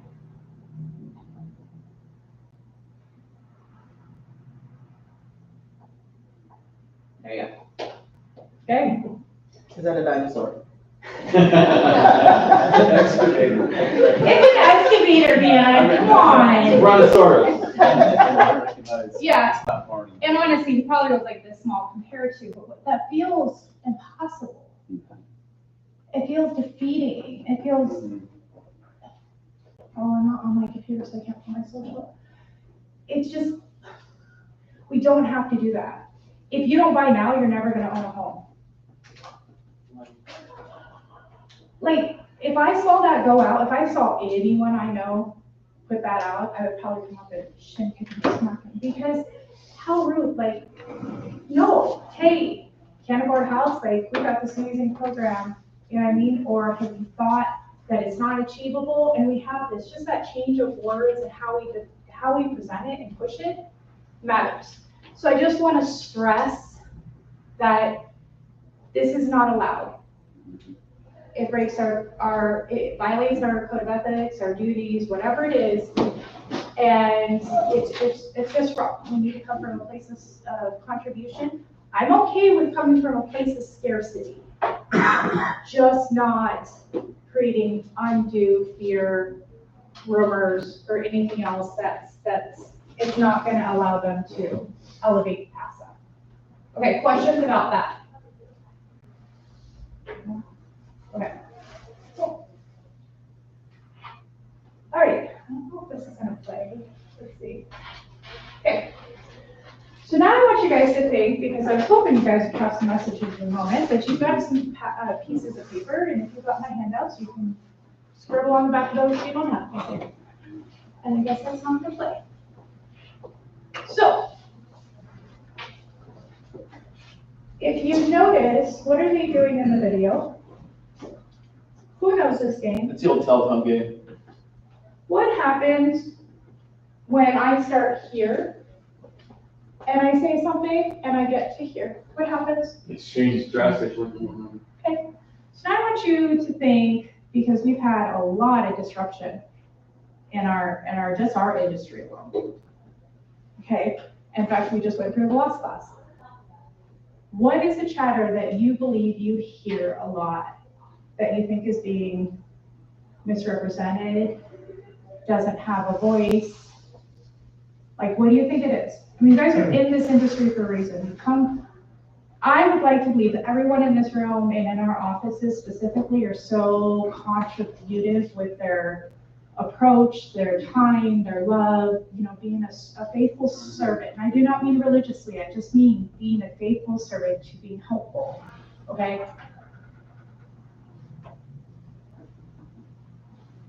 Go girl. I can't buy right now because the interest rates are too high. I don't have the money.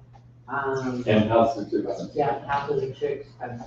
Perfect, write it down. Affordability. I want you to write that down, because we need to build a plan around that. So write it down. Adrian. Oh yeah, we're gonna go. She took like almost all of us. Okay, and that's fine, and if we have multiples, it's fine, that one could be broken down. 2, and you're gonna do it differently. Yeah, the whole thing is like, you're never gonna do it the same thing. I like to say, I love KW because we can really give information, right? Let's say I had the top producer that was just killing it, right? They're pulling in like $400 million GCI, right? Like something crazy. Let's say they came up into a room of another 20 top producers, right? People that have money to execute, they have people to help them leverage, whatever the case is. And they share this amazing idea that bought them all the success. How many of those, we'll just say 10, to keep it super easy. How many of those 10 people do you think are actually going to take his idea? Use the idea. 1. You think 1? Okay. Sarah, you're kind of. Maybe if it's all Keller Williams, let's see, replicate their. Rip and duplicate? Rip off and duplicate, share what you know, use others, don't reinvent the wheel, so maybe more than 1. Okay, give me a number. 2. Okay. Going once, going twice, like I'm feeling like we're like. 28. Okay, I'm gonna tell you about maybe 3 to 4. Maybe 3 to 4 people out of that 10 are gonna take the idea. And how many do you think are going to actually do it the way he does it and reap the same level of results the way that he does it? Maybe. None. We live in a really cool world where it's all individualistic and stuff like that. I did not like the idea of ripping off and duplicating when I first really came into building beyond just a single agent. But I've come to understand that there's so much value in the fact that we get to make things our own. Do you realize there's songs that you guys listen to on the radio now are the same beats and the same riffs and the same, just regurgitated? I know, Aiden, you're big into music, so you know what I'm talking about. Nothing's unique, anymore. It's just unique to how we put the pieces together, okay? All right, so again, to your point, Adrian, if that's your mom, then take it. Okay, my dear, you're next. Yeah. I mean, you're relatively new, so what brought you into the industry that would make you say, hey, I want to help people? certain age, like generations can't afford it. Millennials can't afford houses, I'm sure a lot. Okay, so not only are we addressing the affordability piece of it, but you specifically want to target the generation that is probably lacking the most in this. Some of it I think is still set, some I think comes from parental, whatever. And some of it is just that cost of living and too, right? Like where they're at in life, what they've been Yeah, taught, what like they've it's been fed to believe correct. versus Yeah. what's actually going on. Okay, so well, that one's fun. I'm like, sorry, I just like ripped like 20 ideas off in my head.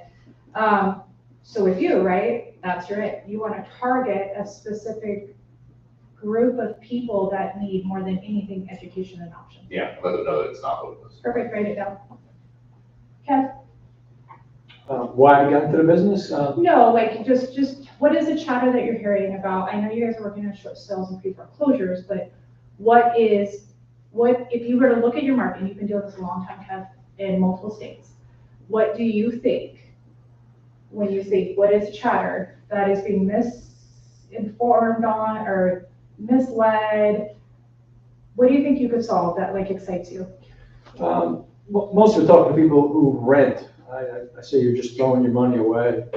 There you go, that's a perfect one. We've gotten away from that.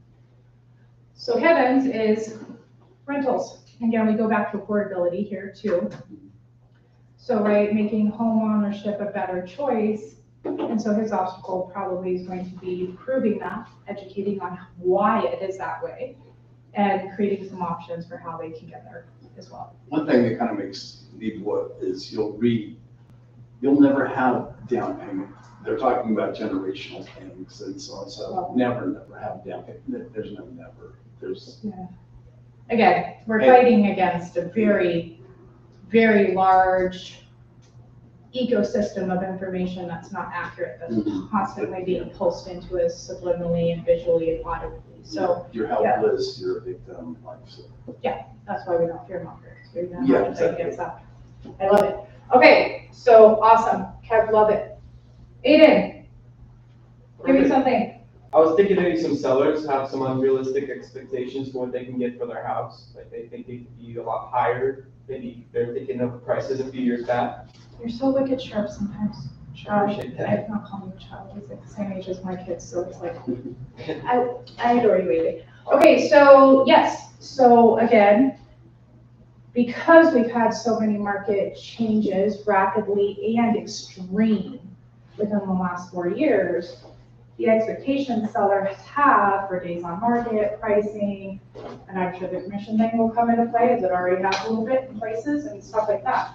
So Aiden's thing might be creating some opportunities for our sellers to unload in a safe way, maybe an anonymous seminar in which they can freely ask questions or something like that.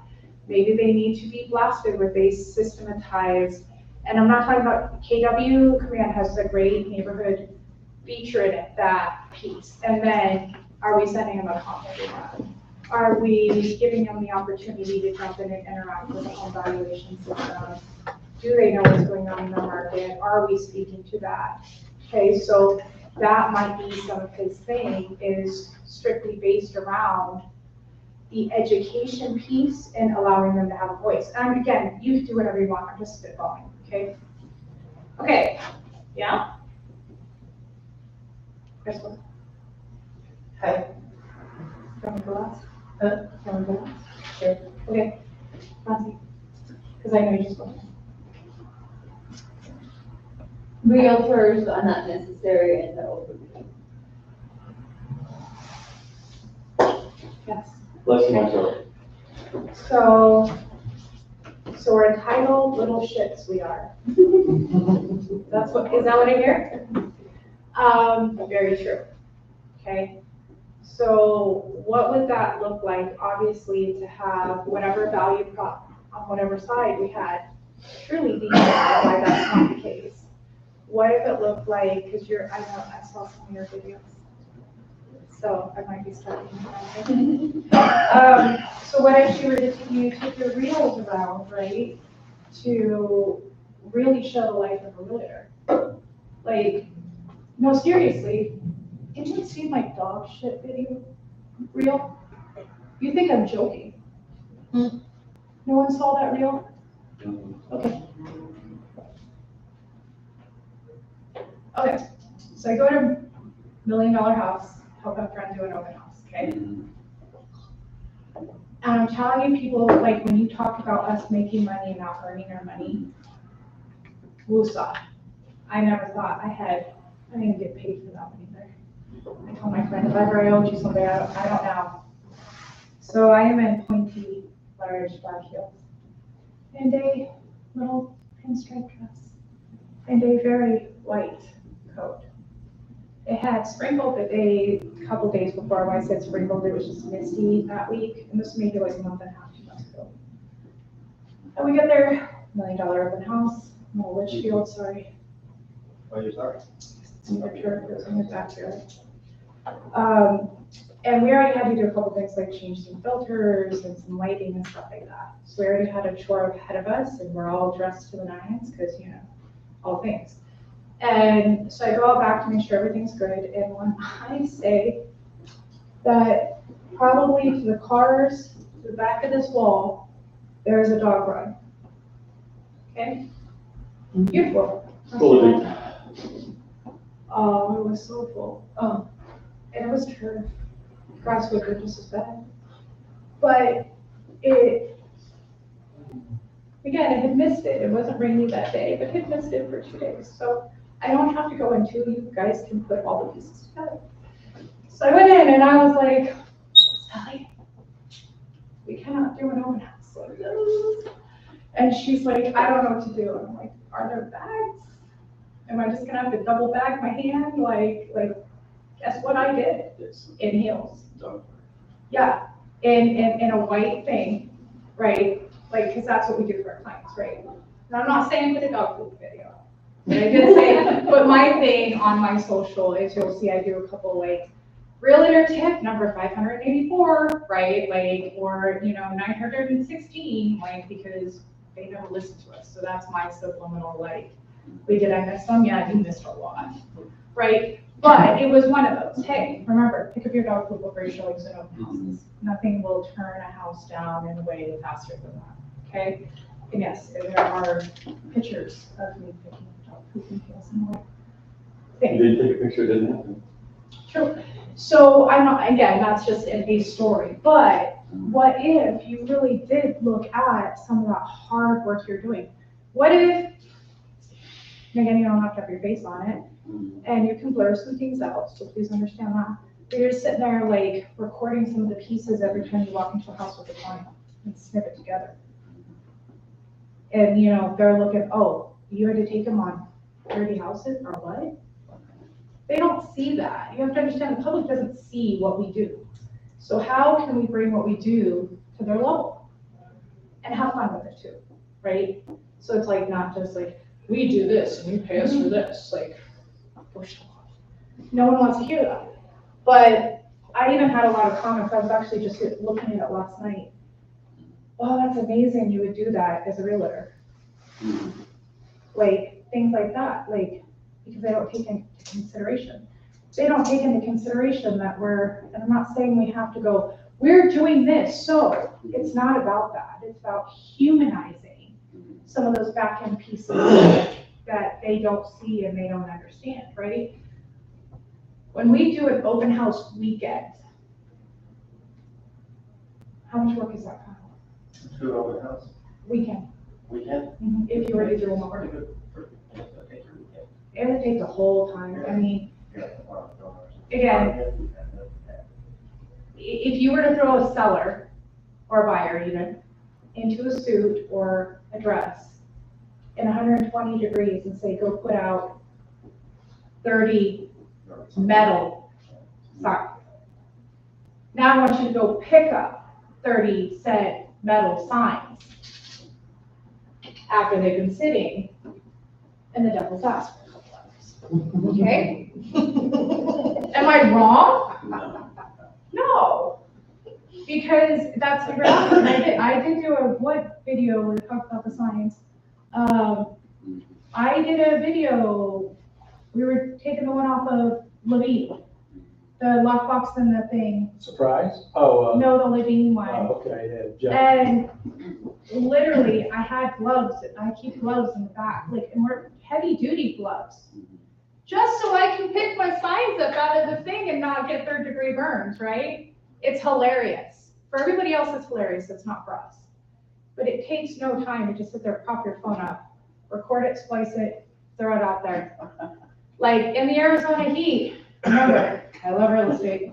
I mean, there's so many ways to spin it, okay? So again, if you feel like that there's so many ways that you could like elevate that and show and shed some light and transparency on what we're doing without it being, you know, I am investing in the world and pay me all money. Because they'll never think that. Okay. In my farm, my farm has a lot of renters, so it is talking to them about the value of becoming a homeowner, you know, what the value is and how they can get there. And this is in your direct neighborhood? Yes. Is it Shawshire farming area? Yeah, this one, yes. Okay. The other, there are a lot of homeowners like myself who have actually lived there a long time. Mm-hmm. In talking with different ones, they still have the thought from last week, it's like, well, home prices, I couldn't sell, home prices have dropped 20%. It's like, well, that was kind of a national thing a year ago. That's not now. We get a word, so it's educating what, you know, they hear national news, even old national news, it's kind of a fear mongering. Mm-hmm. And it's keeping them up to date on what's actually going on Yeah. in our very, very local market. Like literally, like, Yeah. like our backyard, Yeah. like we're picking trash up off each other's, you know, yards during monsoon season kind of thing. So tell me, do you guys have events ever? Pardon? Events ever? I did, yeah, we did have a neighborhood, that I hosted with another person, just not a road, but there was like a neighborhood, a meet and greet. Meet your neighbors, I flyered the area and talked to people. How was your response from that? Actually, it was pretty good. The funny thing was I had, one guy who, when I was door knocking the next time and passing out flyers, I don't know, he said something about, I said, did you come down? I don't recall seeing this meet and greet. And he's like, oh, I figured it was just, someone was selling something. And I didn't put up that I was a realtor. I just talked to people. I didn't, you know, it was for the neighborhood type. But I said, no, you should have come down, this and that, you know. So essentially you did a block party, is really what you did. Yeah, Okay. small. Yeah. So what if you were to do a block party and have a lender who had a credit repair, who then had, you know, another type of vendor or support that supported that, okay? And you literally created like this little block party and you filled it with the resources that help them. That also do what when we get to do that stuff with our vendors? Network. I was gonna say, usually maybe defray costs and also maybe give business back. You use them, right? It gives us the ability to actually give back and follow through with what we said, right? Or that we want to do and support those relationships with our vendors, okay? So it's also a great way for them to make those connections too. And then you show up as what? Not a single agent in the middle of a metropolis of freaking agents. You show up as a team, okay? And again, I'm just spitballing, but, okay, Mark. What is the interest, if you asked about the chatter? What you think what's the Well, chatter does? Mine comes up to you just like what she was talking about, as far as everybody says the prices are too high and the interest rates are too high. And it's not possible to do. We focus around helping them relocate and with my moving company as well, and helping them be the source of the assets to help them get things done. Okay, I got an idea, I just want to confirm. So as long as everyone gets it, we can give it away, right? As long as everyone gets it, Guess what? anything. Yeah. Yeah. I just wanted to make sure, like, sometimes it's like that quick check-in. Yeah. Right. So you cover the place of contribution with allowing, so do you charge them for the moving? Absolutely. The moving company is a separate company. I've given them options. Do you offer a discount? I do. Okay. So what does that look like to add that into all your marketing? Right. And support both sides, right? And giving them a discount on. They give you a large discount on moving services if you use our real estate services. Yeah, if you buy or sell a home with us, then you get a 20, 30% off, whatever, it doesn't matter. You know what I mean? Like, again, coming from that place of contribution too. But what else are you saying, home prices? Oh, that's what, yes, and the home prices and interest rates. So Ben Hansen in our office, he wants me to do a content piece for him, it's more of a draft. And it's like, okay, so when interest rates were really low and home prices were higher, what was the payment? And what was the value, okay, of the home, payment and value. And then with interest rates and the home prices where we're doing it now, what's the change? Okay, just that spike in change will tell you what? What's his message at the moment? That now's what? What? Because it's only going to do what? Okay, so see how they can all play off each other. So anyways, right, like what would it look like to provide that education to them so that they could see, because people are visual, remember that. Please don't put content pieces out with paragraphs on it. I might strangle you. We're visual, like let's provide some stuff, there's prompt stuff, there's all kinds of stuff, yeah. When I talk about charging for my moving company, you gotta look at your face. But the problem with saying, give you a free move, if you are gonna do this, or if you're gonna, there's no cost to it, then they're gonna throw their hands up and want you to do everything. They're gonna do clean bathrooms. Yeah, I'm not disagreeing with that, I just was trying to, So that's why Yeah. we discount. We put a dollar value on what we're going to give you off. Right, so again, if all of your messaging around all the sellers and buyers was that, when you buy or sell a home with me, I have a coupon, you get a coupon, whatever. Just really bizarre thinking, I knew people that did like you did, but they went to the auction and they picked up just a little straight truck and they wrapped the straight truck. And it was sitting out in front of their place all the time, and if you're gonna do it with me, here's a straight truck for you to do. Well, Kesley, they have 2 trailers. And if you buy a house or sell a house, they'll drop the trailer off, you load it, they'll pick it up, take it to your house, as long as it's local. And then you unload it again, then they'll come pick the trailer up. Same situation. Yeah. There's a lot of hassles that go with that. Oh, sure. A lot of people don't realize about that. Oh, yeah. Oh, yeah, you've got insurances, you've got liability, yeah, it's like commercial. Yeah, It's- but we also have vendors that can help support those pieces too. Like, I think it's Muscular Moving Man, I don't know about, like they'll drop off like a seller, like boxing package, right? Or buy like a little package, a little bit of bubble wrap, a little bit of packing tape, some boxes to get them started, right? I mean, that's a subliminal, start putting stuff in things and then you start moving, right, this whole thing, but, right, like, do we know how to push our vendors into some of those supportive roles too, that gives them all of the center stage, right, gives them the ability to have the business too, but then we're coming from a place of value contribution. Okay, Bryce. Yes. I go back to the attitude where the kids just do not see. I'll never have a down payment. Okay, yeah. And in the credit repair and just the financial literacy, I think one of my most fun deals were people that were renters.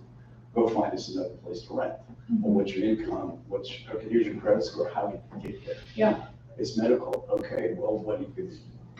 Here's the triggers. The snowball effect, triggers went on, and I was really lucky that I had one officer that almost knew the billing cycle. Yeah. And the triggers went off, okay, pay this bill, okay.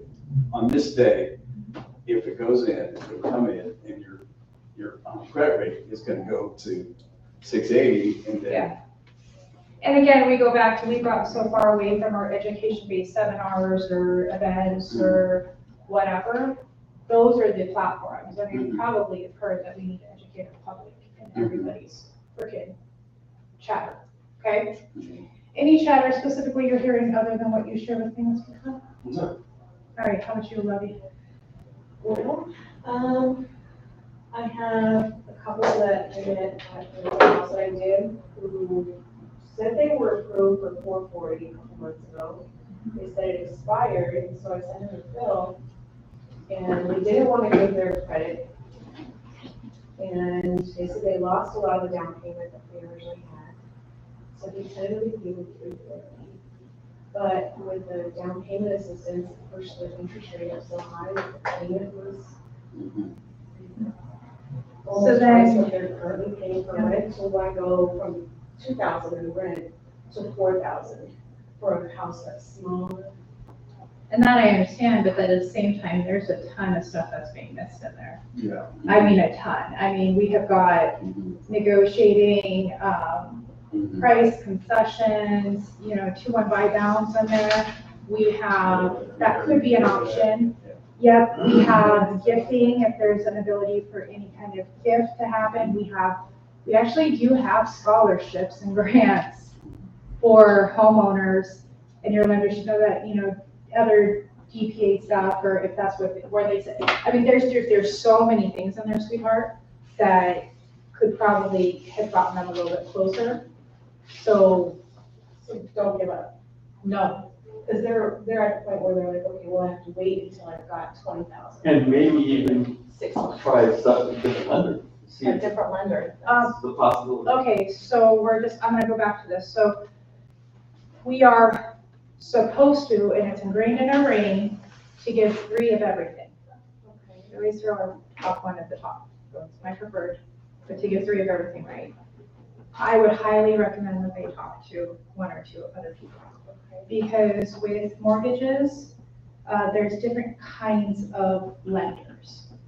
So there's like your broker wholesalers, right? They shop, they've got access, they can negotiate some of their fees away and stuff like that. And then you have like full banking institution lending, right? Where the funding is happening in the same place that it's being processed, in the same place that the credit repair is being done and stuff like that.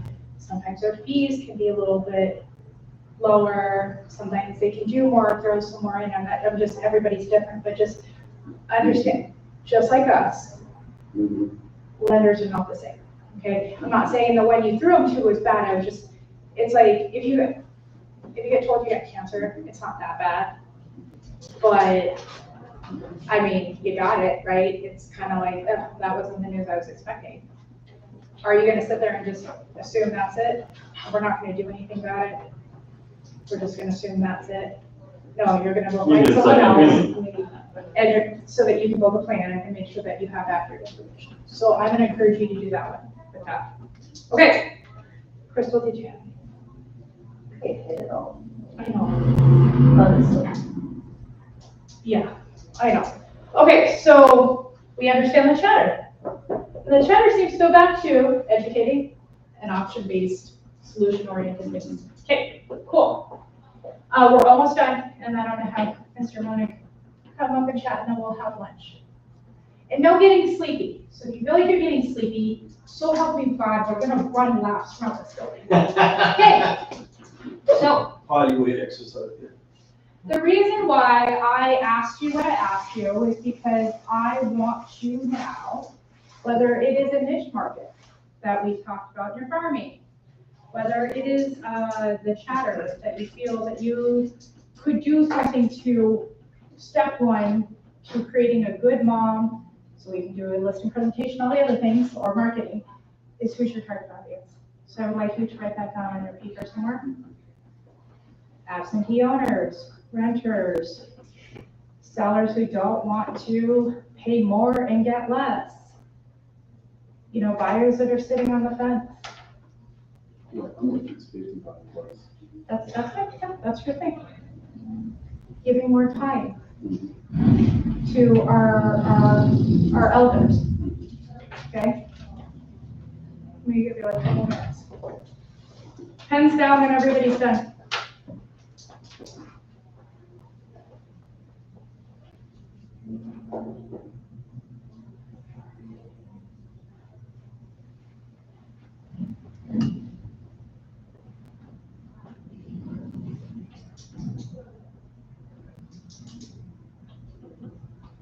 Okay. Speaker Grace? Are you good? I just want to make sure you can still write. I just want to make sure your last one. Okay. Oh, I think my videos just aren't going in that sense. I don't know if you saw that. We need to identify. Okay.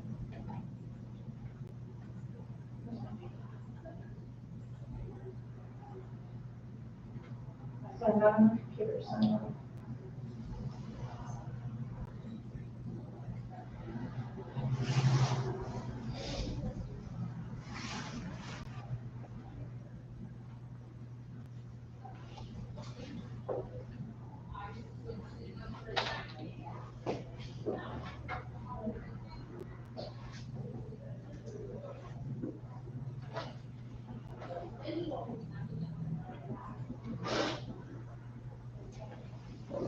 Sorry, guys, I can't see.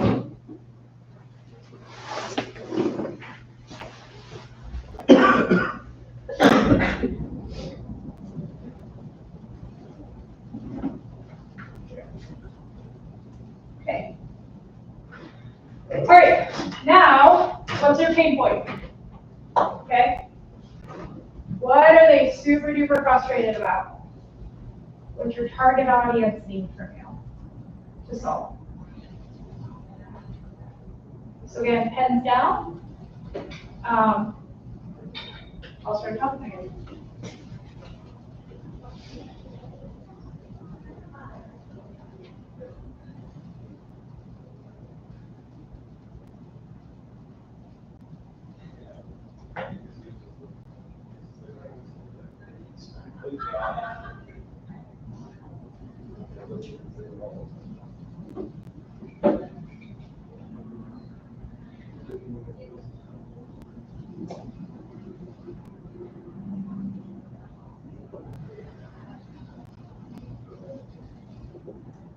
By the way, these three are also my note takers. Yeah. So I love you guys. See the three of you all the way down to Kevin. Okay, we're good? You good, Aiden? Almost. Okay, I'll be patient up here.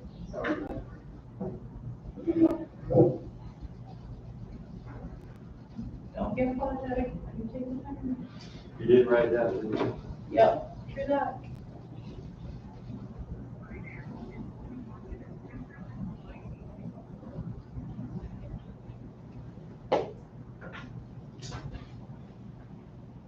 Good, love it. Okay. All right, step 3. If you guys have noticed, my training doesn't tell you what to do. Has anyone noticed that? I am very much about perspective and giving you the tools. How you guys decide to build it is your own, okay? I'm not here to tell you what to do. You're grown-ass people. You wipe your own butt. If I got to do that for you, well, you're going to start paying me. Okay? So step 1, again, understanding their pain point, which you guys were able to do. The agent needs to build out a solution. We threw some around, okay? I want to encourage you to talk to the people around you. Call me. Call Kyle, Kesley, Megan. Soundboard off of us. Let's come up with a plan. Y'all don't have a plan by the end of the week, get out of the industry. That was more than enough time. You should have it by the end of the day. Actually, you should have it before you walk out, because we should have been doing activities. But, and I say that lovingly, because this industry where we're sitting means that we just have to do the work. We have to do it now, okay? Agent rallies extended team. What does that mean? 2. Hey, I'm doing really good today, though. It's only 2, I know. Okay, So what does Raleigh's extended team mean to you? Yeah. So not just, I'm the realtor, but I've got my whole team behind me, which is my broker, my coach, my selling agent, all the people that are in our team. My vendors. Your vendor, your title company, your My lender, programs. everything. Yeah, whatever program might be available, those are those things. What does that look like? Do I collaborate with other agents? And they might jump in. I don't know who I was talking to about land. Sarah, it was you. I think I told you, if I had land in New River, what would I do? Give it to Crystal? Oh, yes. I'd refer it to Crystal. Right? Doesn't mean I wouldn't have something to do with it, but I probably am not gonna want to jump into them or rally some of my team to get it done. Or if I needed something, and I'm saying this because this is how great our, I'm sorry, Sarah, I'll go back to you. I had the pleasure of running into this beautiful lady at Walgreens after Thursday or Friday, I forgot when it was. She had a question about some land stuff. And so what did I say? We need to find someone who is versed in that area about land and stuff like that. Soundboarding is also rallying the team. Sometimes we know, sometimes we should know, and we just don't know. Sometimes we kind of know, maybe we should just keep knowing and hand it out to someone else too, or whatever. Like if there's a solution and a vendor, one of our vendors just happens to have a program or something like that, that's rallying our team. If we don't have a resource, or we need to get something and our market center's here for us, that's rallying our team. Do you see where I'm going with that? It is a community-based industry. We will only come up with best solutions when we're doing it as a group, not individually. None of you are smart enough, that smart. I'm sorry, if we did, there'd be people ruling the world. There's no one, you know what I mean like dominating and just taking everything out, and there would never be anything. That's not the case. We are really a village-oriented thing. And the most important part, follow through. Do what you say. Say what you mean what you say. If you say you're gonna come up with a solution, you're building it, then provide it. You know, I think I talked about turning that iBuyer program around the last class that we had, okay? It is nothing more annoying than trying to wait for a cash offer to come back in. For an iBuyer, wholesaler, there is nothing. I'm a very go on. I can be pretty impatient with what I feel is an activity. But guess what? I got my last one in at 10. I said I have it to my client by end of day. I'm already past due. I'm gonna sit my happy ass there for 20, 30 minutes. So I'm gonna get it done and get it out in their mailbox, period. Okay, we're gonna follow through. Say we're gonna do something, we're just gonna do it, we're gonna show up. That's how we're going to set ourselves apart from the other industry professionals right now, because the public is starting to see that not all agents are alike. Okay? Makes sense? You guys will get access to the slides. You guys have my personal phone number. If you don't, shame on you. Okay, we're gonna talk about this last and then we're gonna break. A CTA.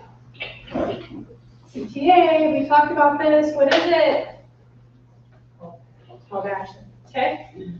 What makes real estate call to action important is that they turn the incoming traffic into leads.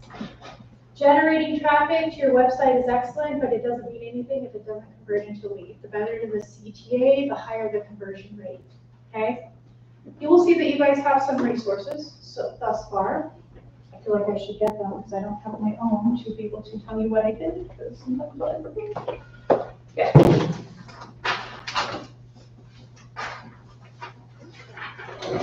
Okay. So I want you to make it as easy as possible for you guys. Okay.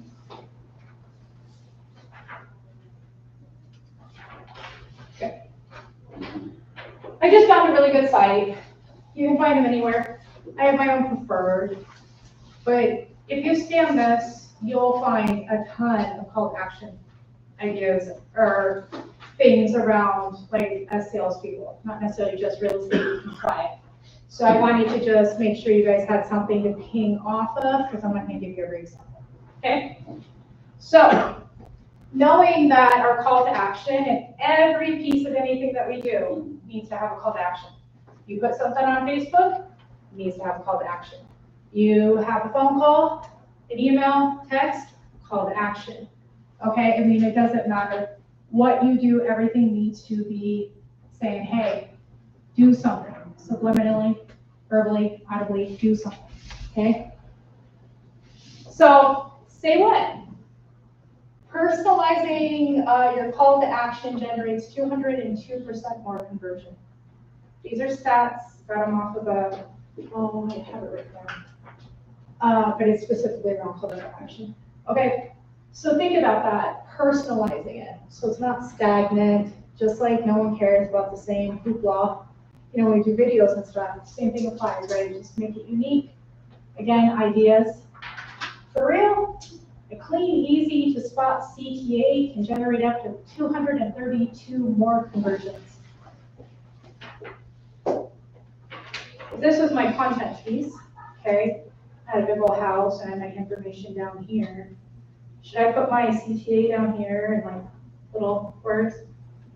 No, it should probably be pretty bold, okay? So this one's pretty bold because what are I visually telling you to do? I don't even have to say anything. Oh. Scan. Scan here from our videos. Okay? I don't have to tell you to do so because visually we know what a QR code means. Yes. You know what I mean? So I can use less words. Yes, Pavlov almost. Yeah, that's also a great one. Scan here, and there's tons of little templates and stuff like that to like put a QR code in to make it look all funny or cute and pretty, okay?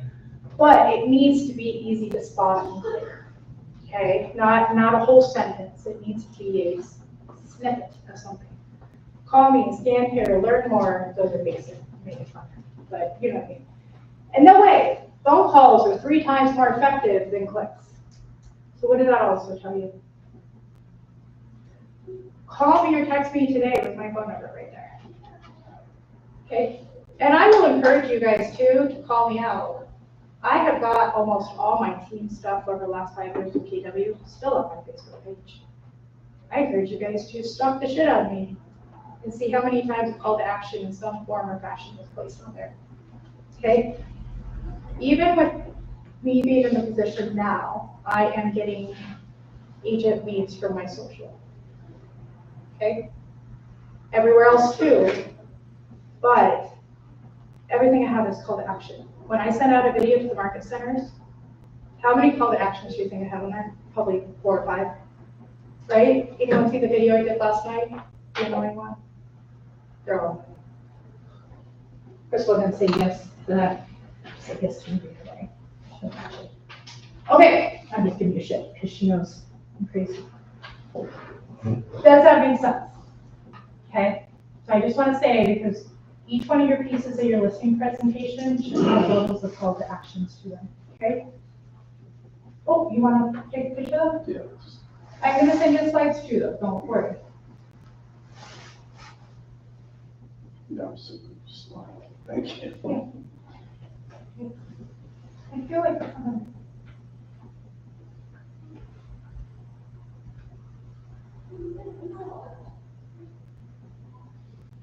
okay, we're going to end here. It's been a hot minute. My slide for the lunch a little bit further. So, this one was action packed. Thank you. Okay, so we're going to do, people, we're going to take 30 minutes. 30 minutes means, yeah, I'm happy to come up. Oh, yeah, I got time. Come up now, Ronan. Sorry. I was getting excited. I need to wait till after. I need to wait till after Ronan does this thing. Okay. Let's make it quick, guys. I'm sorry. It's lunchtime. And he just did an inspection for me, so. Well, thank you, Rachel. I'm glad I'm here. Got to hear a little bit about you guys, what you guys are going through. First of all, before I say what I do, I'm a political proposal inspector. I'm inspecting anywhere here in Phoenix market. But before I say a little bit about myself, I want to talk about Samara, who's with the United Home Warranty. Me and her partnered together to sponsor for you guys today. So let me get her commercial going for you first. Samara sent this commercial today to speak up for you guys. United Home Warranty does commercial HVAC warranty and residential warranties, as well as new build warranties and buyers and sellers warranties. A couple things that makes us stand out from other home warranties companies. We give you the agent and the option to choosing your own technicians. What this means is if you have a particular plumber or handyman that you already work with and trust, then United will bring them on board to have them be dispatched to all your clients who get a home warranty with United. We know how important it is to have someone that advocates for you and your business. Did you know we price match other companies as well? It's true. Send me the quote and I will match it for you. If you have any questions for me, I'm just phone call away, text message me. Please let me know if you have any need, any questions you have. Thank you, Samara, with United Health Warranty. Did you guys just pick up on what he just said, what Samara had sent him? Yeah. Literally just said that you don't have to give up your tradesmen. Yes, basically you can just use them for repair items, simply just putting them on board with the United Home Warranty. So That's cool. unique and obviously the. Yeah, and my experience with the other home warranties where you have to wait weeks or 2 weeks, so have someone to come out and get it done. So if you know somebody that you can use, you use them right away, like with this company. So that's pretty cool compared to other folks who's out there. Again, myself, Pillar to Post Inspector. If you guys haven't worked before, Pillar to Post is one of the largest home inspection companies in North America. We're about close to 600 franchisees. I'm one of them in the Valley here. I'm going to talk about just how I'm helping my clients and agents through the technology that has been provided by Pillar to Post. One of the things that I've been helping this year from taking from experience for last years, a lot of, you guys know, a lot of out-of-state buyers are buying homes here. And I think last time I checked, the 2023, Arizona is number 7 state that has a lot more people moved into. I have noticed when I did inspections, out-of-state buyers, sometimes they don't even come out here to look at the home. They're just looking at the virtual tour and they like it, love it, walking through everything and buying it right there from their states. So because of the technology I have, like a 360 tour that we provide with every inspection that we do, I took that technology and wanted to provide you guys a free 360 tour for your listing homes. So you can put it on social media and attract more views, especially from out-of-state buyers. So please reach out to me. I'm gonna leave my card right here. There's plenty for me to offer you guys, but I don't want to take a lot of time here with you guys. Reach out to me. Yeah, there's inspections that we offer with the floor plan. That is, your client doesn't have to measure your rooms.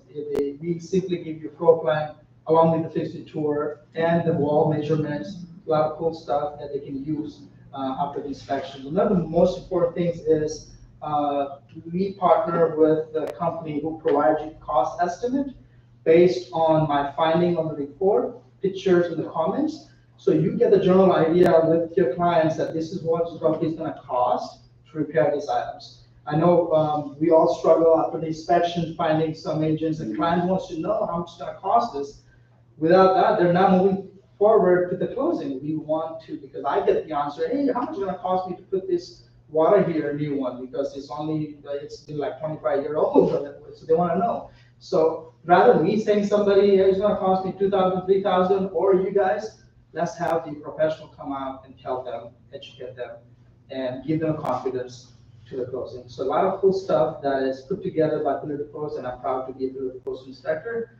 And please reach out to me. We can talk about more I know about you guys and things that is important for you guys that I know. I can utilize that to help you move forward. Yeah. Yeah, I love it. And that cost guide too, like there's like a little handout that you can just quick reference to. That's good to give away. And Monique does get just this beautiful binder for them to keep everything for their home purchase and stuff into. So I like the professional hit that you do with your stuff. So yeah, that's right. Yeah, I know, I appreciate it. I mean, I'm a huge lover, you know that. So if we just like thank you for feeding us too, we like really appreciate that. So, he's got his cards for you. I also have a ton of his stuff in our office. So please feel free to come by and pick your stuff and put in. These are great things for us all to identify to slip some of his stuff into our presentations. Actually, you talk about vendor slip-ins or inserts. So huge round. Thank you, guys. Okay, cool. Then if that means, ooh, we hit it like, okay, so I said 30, 1 o'clock. That leaves us with 1 hour to go through the rest. I will. Good luck, you guys, with me. We'll see. No, I'm just joking. Okay, let's see, bathroom breaks. Run around, do jumping jacks. If I see like this, I'm gonna make us like go literally walk around. Okay. I'm not annoying today. Okay. I want to talk to you.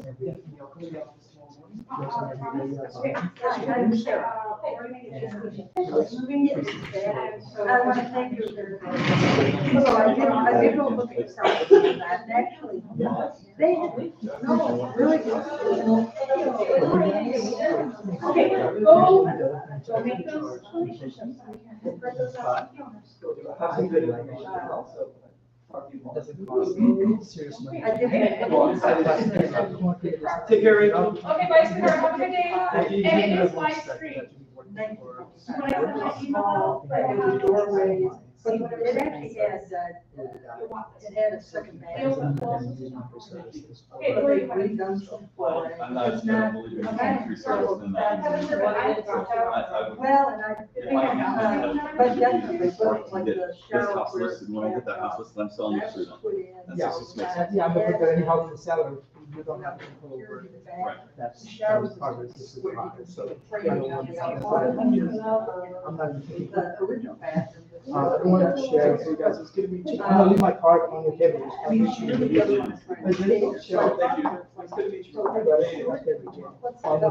second number, plus cell number. Thank you. Yes, sir. Think of different ways to utilize the property to, because So what that is, she's a little weary about talking to a lender, so I'm pretty sure.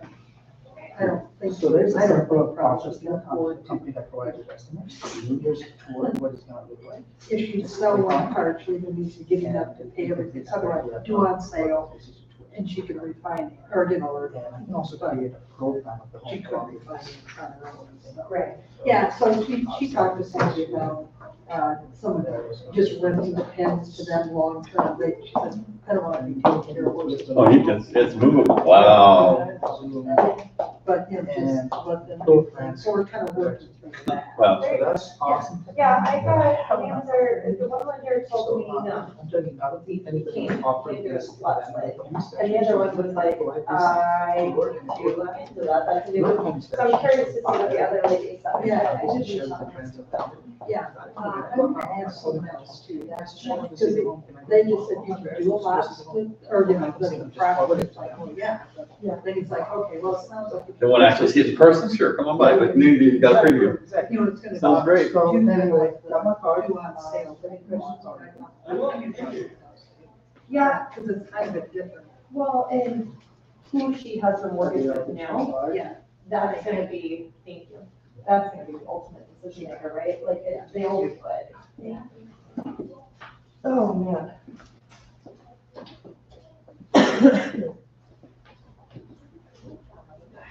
Enjoy the lunch. Thank you, I'm sure.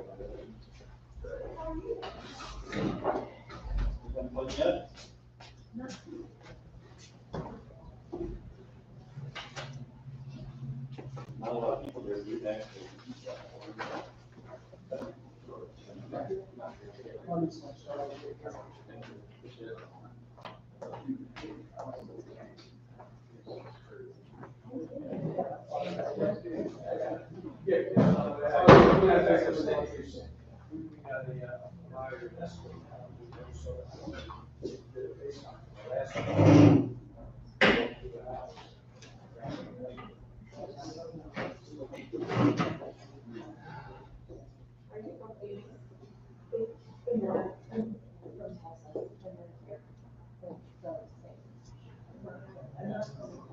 know, yeah.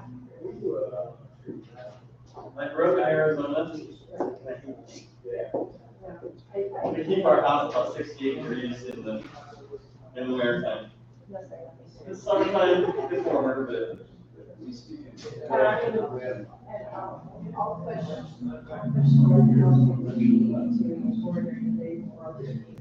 Oh, no. Can't do that.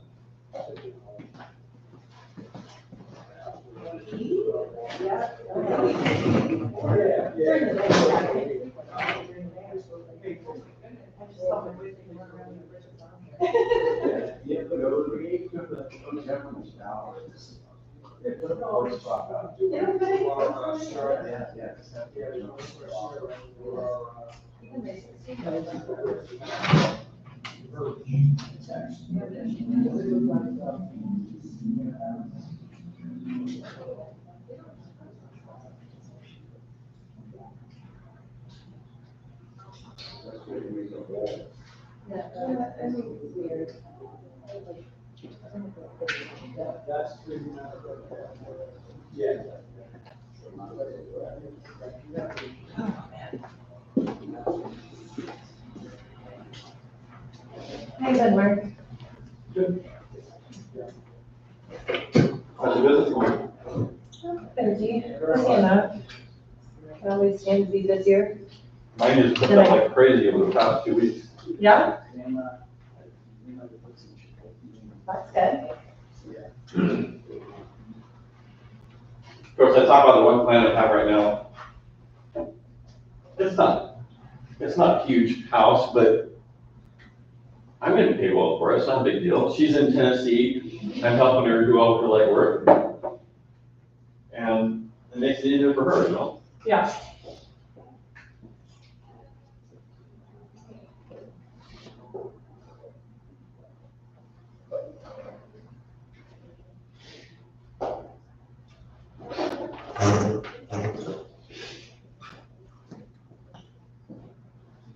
It's not her daughter in Navy.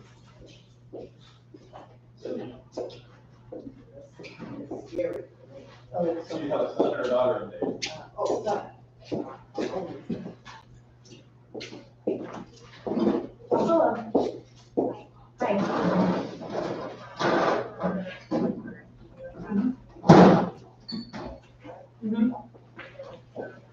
Thank him for the service.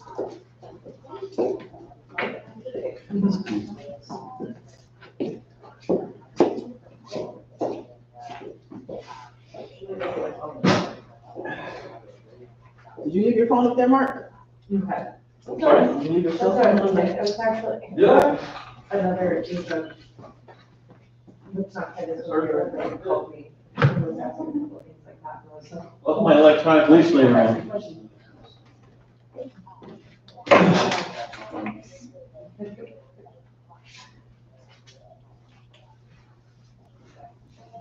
Do you have a video on the on your website, like to see what the Yeah, 3D? okay. Yeah, there's, yeah, since I do so. But then I So I have the chat, where you can find it. I'll take you right there to the paper. And. Quiet. Yes. Yeah, Man. not terrible. She just got I'll the send thing you showing one. the bus, but it's not her. What's your phone number? It's what's out 602 341 1500. Yeah, so we had, and good feedback so far. I mean, one was, they didn't like the fact that we wrote, I can't fix that. You can say it. It's cool. Yeah, look at the binder that I did at the other office. Yeah. Yeah, I was I put the last and that's great. But yeah, we have to check this guys, if you have anything. Oh, okay, definitely. Yes, I'm anxious to see the video. Are you asking if you got the same? 16, you'll get to do my part. Yeah. Get your camera.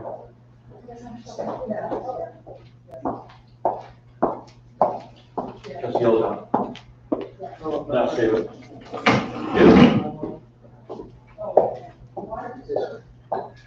checks out. Travis doesn't really. There you go. All right, thank you. Have a nice day. Well, I'll be in touch because I've got 2 I need to get done this week. Yes, let me know. Yeah, second number is my son number, text me. He did those Wednesday. I Wednesday that took less than an hour to take them, and I have them Thursday morning. I like that.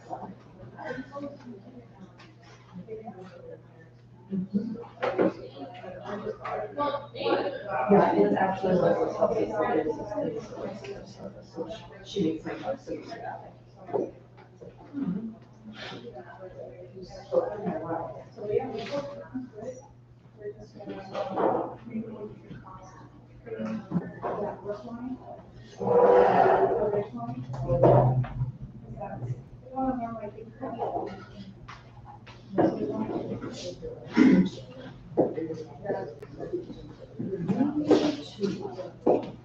I'm not allowed to do this.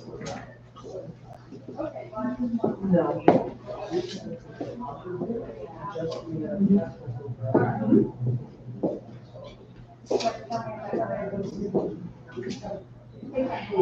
Oh, no.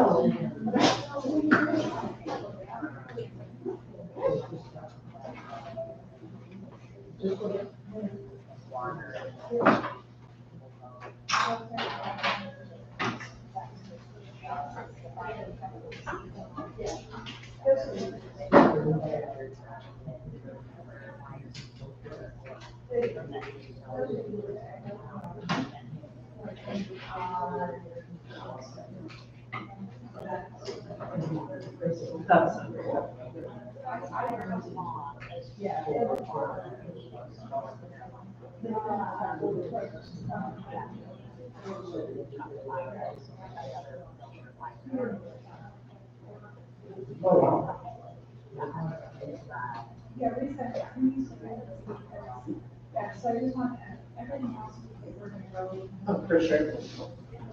Yeah, no, her and I had it. She had a really, really bad experience with that. And herself, my seller.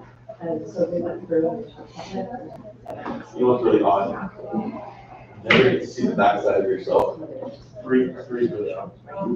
Three really on. Three is really on. 5. 1. So we went through it. Probably the most odd number out there. No, but you don't get to see the backside of yourself right after that. I'm looking at the backside of myself there when the video comes up. Remember the camera had 15 pounds. Yeah. She said we should do 15? 30. I would say, put more about that.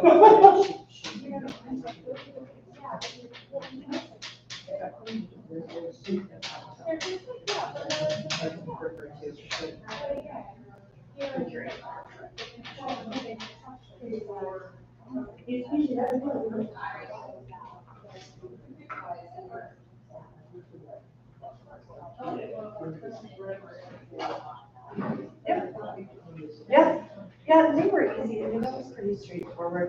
But again, I had the same conversations with both sides before we agreed to do that. The sellers, like, they just don't want to do that consideration. The sellers, I usually care a little more.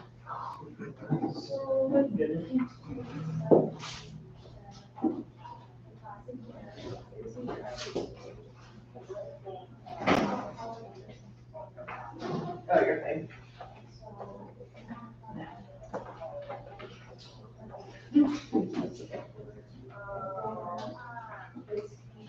So how much down payment does your? 5,000. At 5? Mm-hmm.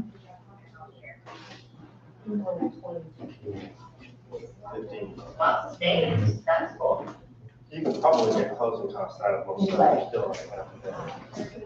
So you really need to put it out.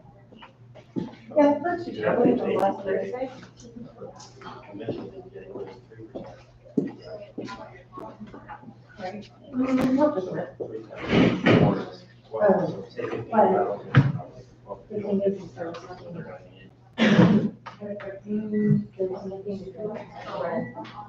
Yeah. Yeah. Gotta figure out how to get them off that EPA one, right? They're not. There's no dimension. Cost as well, built into that. So. Right. They can't afford to pay. We want to get them. You should be able to keep the finance right now at 6 and 3/4. You have 6/4. Protein.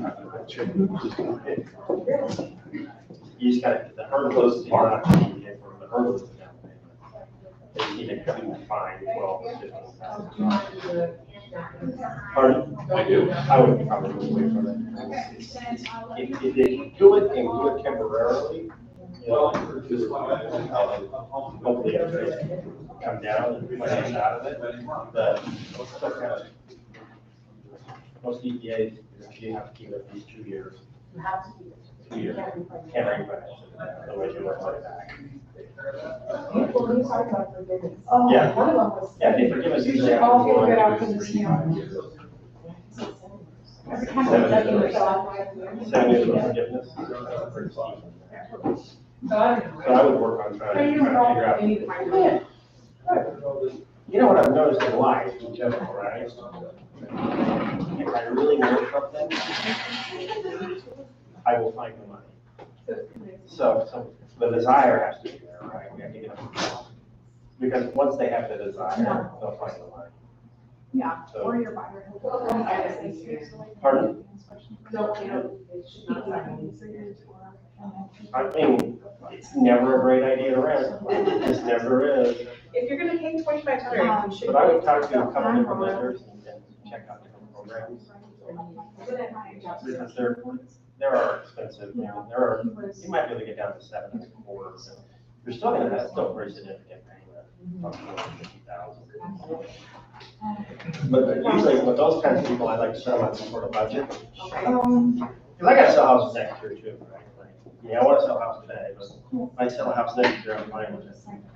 So I make them on some sort of budget, so they kind of check with them there systematically to see where they're at. Right. But we gotta get them convinced that printing's the bad way to go.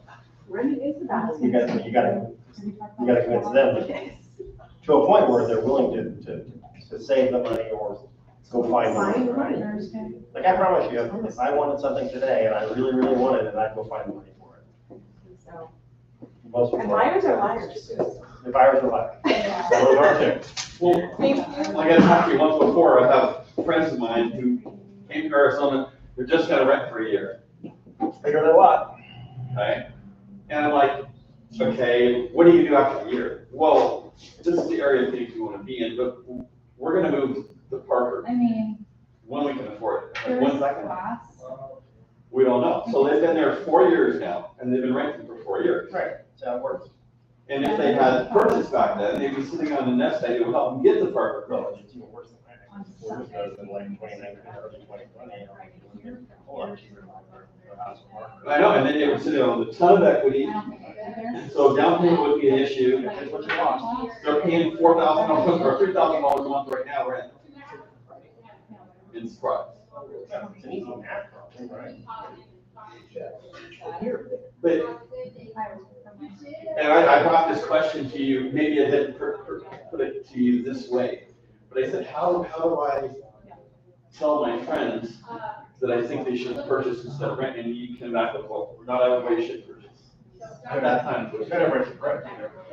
Maybe you misheard it, so.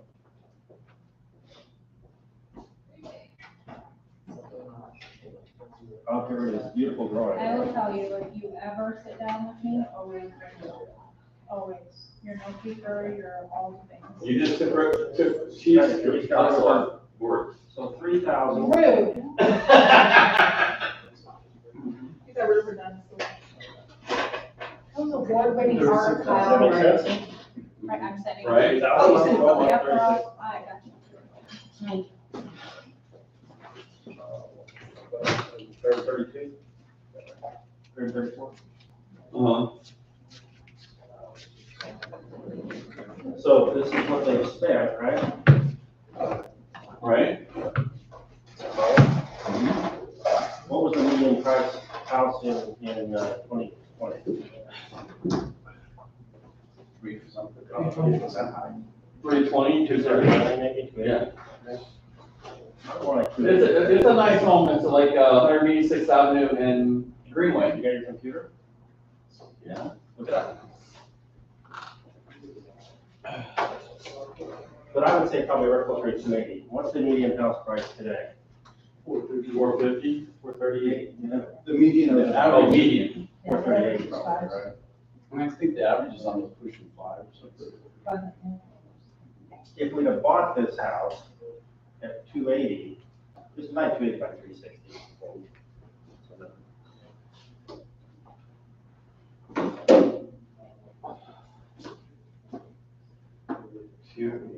Are you doing? Who's paying what? Ooh, I love this one. You want to divide it by 360? Yeah. 0.777778. 280,000 by 360. Yeah, like 700. 777. Pardon? 777. Yeah, 777. Yeah, I just had this one point in the wrong spot, sorry. All right, and what's 280 times 0.04?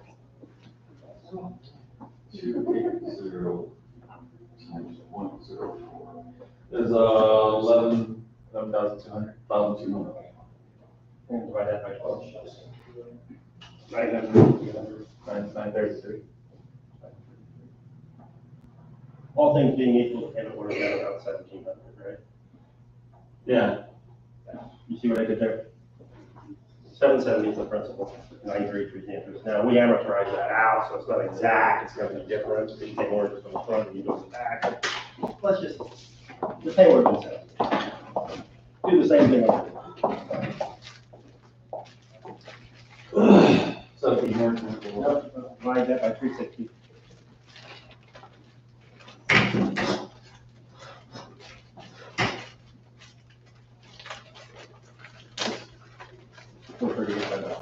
Well, 416. 400. 460. What's 438 times 0.07? Oh, please. The real estate agent, we're supposed to be about, and that's. Pot by 7? Yeah, 20%. 30,660. Divide that by 255. 2,555. That's kind of what she said earlier when she her little plan. No. Right? So had they bought this house for 280, right? Their payment would have been almost half of what the rent is, right? Right. But all of this comes right back to them. All of it comes back. Because that's equity. Right. And the next part How is. much is this coming back to them? Oop. Nothing. None of it, right. Likely there's a deposit in there they're not gonna get back either, right? Oh, I got new carpet and they painted it. Yeah. So if I take that to 777, right? And times that by, you said 4 years? Right. That's 48, where's that?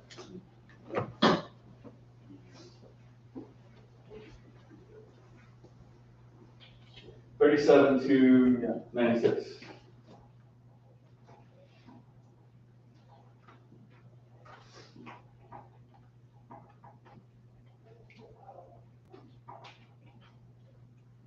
Now, what was the interest rate you had then? First scenario? 4%. 4%, okay, so Right. they like the Yeah. PMI or anything? No, Yeah. you're gonna lose that, right? But that. But we're only gonna, Hey, we're only gonna so count, much, and what's, in the same thing, 12 times, 4 is 48,000? We're not gonna count that, I just want to know what the payment is. So, in the same 4-year period, let's say that they get 30% of their interest, so 933 times 12.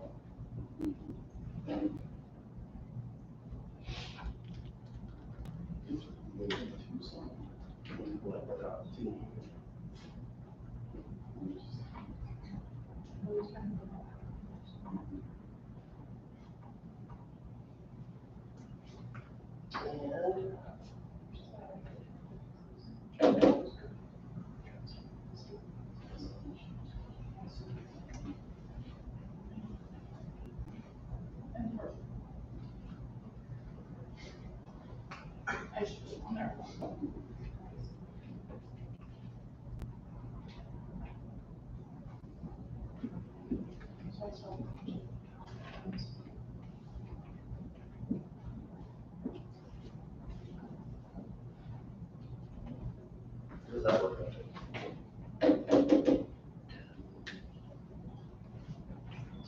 158,000.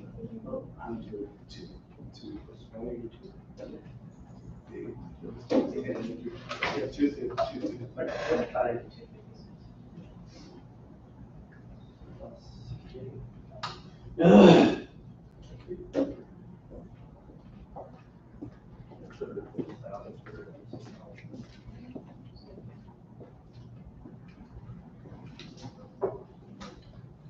So,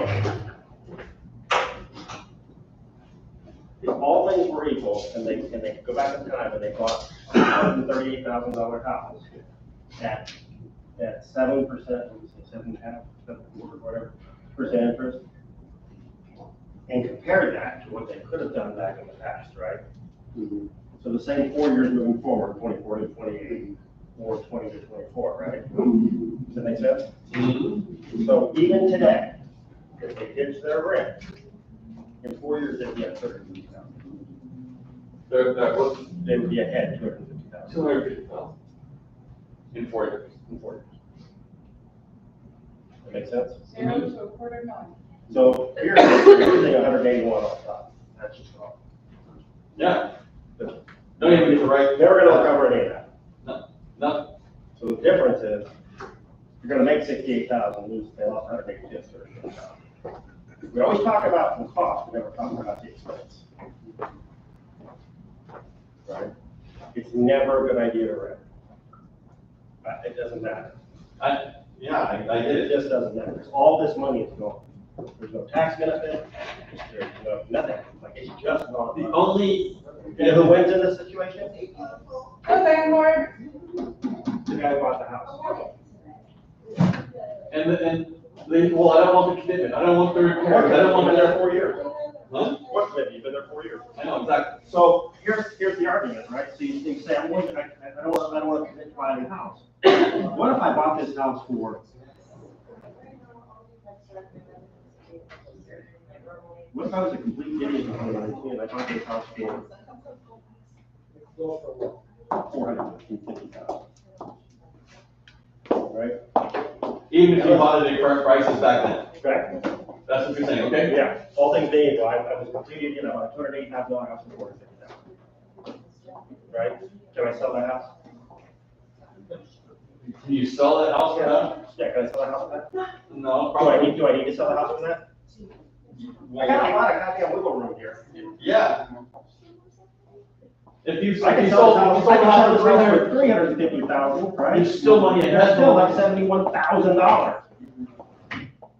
If I lose $100,000 selling it. for That is a huge point right there that a lot of people don't think about. Right. It's a math problem. Yeah, I promise you, if you sit down and go through this similar, so this exercise is something similar and show people where their money is actually going, that rent versus buy conversation is really difficult for them, not for me. Right? Right? You want to rent? Sell me on it. I'm going to sell you on selling, buy, and you sell me on renting. No, I don't want to, I can't do that. I don't want to. You're letting them sell you on it though. Right. You're letting your clients sell you on it. It's, okay, how do I put this? It's a friend of mine. Even And, worse. and I I, hate it. Like, do I want my friend to suffer? exactly. No. But at the same time, I don't want to be, Am I being a good friend? I'm not being a good friend if I don't tell them something about it. Right. And that's what I come to, that's the point I was looking forward. Would I have that conversation with somebody if I wasn't in real estate? No. Yes, I would. I would have that same conversation. with Would somebody you? in real estate. Yes. If my son came to me and said, I want to rent a house, I'd say, that's stupid. Why are you doing that? You know, I'm only 20 minutes to afford this, you leave. It's not. It really isn't. No, it's not. Right? I had one of his friends come by and ask me the other day if he could stay in one of our rooms for a few weeks because he's homeless, right? Like, well, so what happened? I would just be homeless, right? As we're talking, he's telling me about all the things he did because he thought he was sad. And I'm like, well, only the homeless people in America have a computer, a handgun, and a laptop, and a gaming system. Yeah, your counselor. He's not poor. He just doesn't allocate his funds properly. Right, that's wrong. Well, and He just didn't put his money in the right spot. right, my oldest son is 36 years old. Yeah. Lives in my house. Yeah. He has a security guard position, he gets a paycheck every month, and every month he comes to me, I need gas money. I said, no, you're gonna have to get a second job or something, because if you spent your money properly, you'd have gas money to work. Now, I'll loan it to you for a week, but I'm not gonna give it to you. Yeah, can earn it, but yeah. But that's the thing about rent, like, it's never gonna, if, like, the military is gonna be here for a year, sure, whatever. Right, if you know for a fact, you're only gonna be here for a year. Or 6 months, or 8 months, or whatever.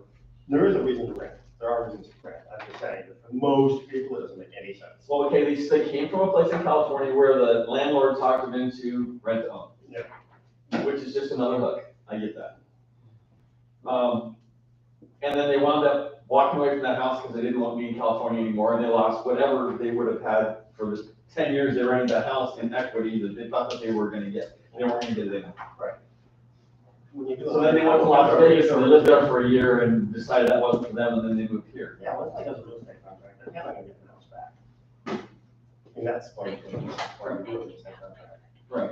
Kind of need one back when they take some down payment, and get some payments, and then they'll get the house back. So basically, you just worked in everything that it cost No, you. they didn't, because I didn't work in, they also got the benefit when they're a homeowner, insurance. I get that. I'm trying to figure out, my brain works a little bit differently than watching you do it. And now that I've seen you do it, now I've got to figure out how I can reduplicate that in my mind. Okay, so what you did is basically figured out everything that it cost them to rent it. No, I just took rent. You took the rent and, Just the rent. Take into No consideration down anything else they payment, might no do. nothing, just the. right, just the rent, and broke it down by the month, everything. And then you did the same thing with the purchase and what you would have at the end. Is there a significant difference in the payments, like one was 37, one was 17? Yes. But it doesn't matter, because at the end of the day, you get it back. You get 100% of the equity, and if you're taxing your taxes, you may get 100% of your mortgage interest, I don't know, not on your taxes. Depends on your, Yeah, but for most people, it's about a 30% savings on their taxes, whatever, about a third of their interest is deducted from their tax, for most people, I would say, probably. Not everybody can take advantage of it, you know, if you're into a 24,000 household income bracket, then it doesn't matter, but if you're over that, then it does matter. Right, but, so, and that's the thing, when you see in the media right now, it's cheaper to rent than buy, well, the monthly payment is cheaper. but it's But it's not, not cheaper. it's not cheaper. You get no value out of it, other than you get a roof over your head for a lot of amount of time. That's the only value you get out of Do you rent. remember those the home furniture places or the other furniture? Same thing, right? You're gonna, yeah, so you're gonna, you go buy a couch for like $3,000, but then, you don't have money to use so, right, or you feel like you It's don't. usually free. I know. Retail. Right, and then you go in and you're, well, I don't need 100 and something on, A week. you know. Yeah, 100 something a week. A week, Yeah. and taking into no consideration, well, that's like literally a car payment. Back in the 90s, we used to rent a one for a tracker, they can pay $20 a week. I grew up $80 like a with month. my parents having to rent furniture. And they're thinking, well, I can't do laundry once for $80. Oh, yeah. At the laundromat. Yeah. And well, I It can seems see that. cheaper to them, yeah. Right. I mean, what did you buy? Yeah. Sort of set for $900, right? Right. Yeah, without them knowing, perceptions, everything, right? Well, I'm just, It's the option, always there, pay cash. I have it open on Monday. You let your parents, one day, can't buy it. But, we gotta talk people out of that mindset. It's And also- not to pay your bills. She just called me just now, this person just walked in, and I'm gonna have an appointment on Monday. But she told me just now, well, our lease is up in 12 months. Okay, so what The one was, who just walked in?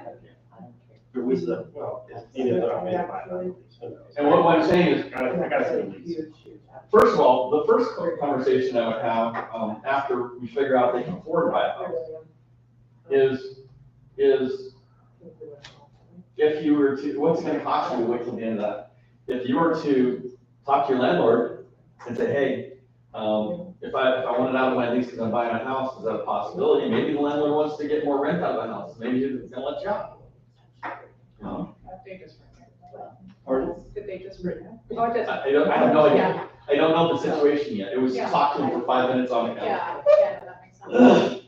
Okay, final, Needs analysis. yeah, That's just a quick for your. No, no, I get it, I appreciate it. Strong Valley lost $250,000. just over that span. Over 4 years. Over 4 years only, that's so small. Could have bought the house, basically. 100%. It's just, if we reallocate those funds to something else, more beneficial, right? Like, you know, lease together, fee, you know, the whole pay off your debts. Days Ramsey, any of that, All yeah. of those kind of mechanisms. We can help. Well, maybe not 100% on that all. Well, no, but I mean, depending on your. It's not that And here's the biggest deal. He has cancer. She's 10 years younger than he is. But if they decide they want to move to Parker in 2 years, okay, you either leave this in here and just rent it out and continue on with what you're doing, you know, Parker's, you know. Again, you're making fiscal choices that allow them. She works 3 jobs as a nurse and he sits at home. I know. Okay, well, let's get started. We're past time. And I literally have an hour to shove all of this in. Okay, so now we're gonna talk about, again, what should probably be in your presentation, okay? And the things that you can customize to build around yourself, that makes sense, okay? So the what about presentations. You are born to win, but to be a winner, you must plan to win, prepare to win, and expect to win. Zig Ziglar, if you guys got quite a bit of his stuff in here, if you've not ever like, he's just kind of like this savant when it comes to pieces of business and stuff. I mean, depending on your, but he's old school. I don't even think he's still running. He's probably used to, speaking to her. Yeah, so I was actually quite impressed by the level of like his quoting and stuff, specifically around sales and whatnot. It was pretty cool. Okay, so as we go into meeting with the seller, I want you guys to keep a couple things in mind. And that is, one is research, knowing the hood like you live there. Okay? Whether you're living in it, working in it, whatever, you guys should know what's popping up around. Like, if you go to take a listing, it doesn't take that much time to do research. I mean, really, honestly, you probably should be spending a good day diving into everything. But what kind of stuff is around there? Are there churches? Are there, different community things? What does their neighborhood actually look like? Days on market, price adjustments, all kinds of things. Like, whatever you could learn about the neighborhood, you need to know, because you are literally sitting there going, I'm gonna sell your home and I know nothing about it. That makes no sense. Okay. Kyle and I were talking, just remember, like, some of these things, there might be a lot here. If you guys have a request, I'm open to it, but we will be doing breakout sessions on actually constructing some of this. These trainings are really about giving you perspective and the tools so you can custom build. If we need to hand build, let us know so we can get you up to snuff. Okay, so you can print out the market summary for a zip.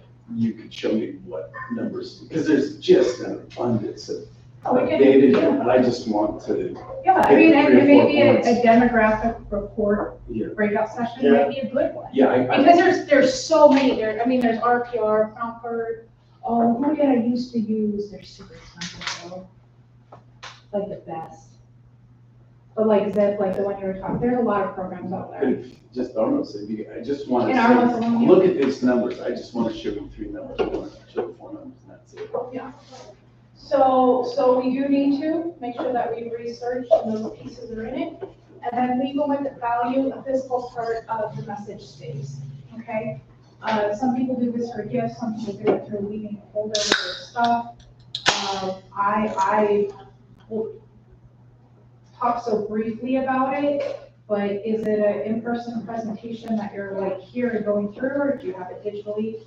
Or is it both, or whatever too? So, but we want to leave them with something that is branded to us that would probably cause them to keep it somehow. That can look a million different ways. Okay. All right, so one of your things in your packet is this. Again, Matt Tanar.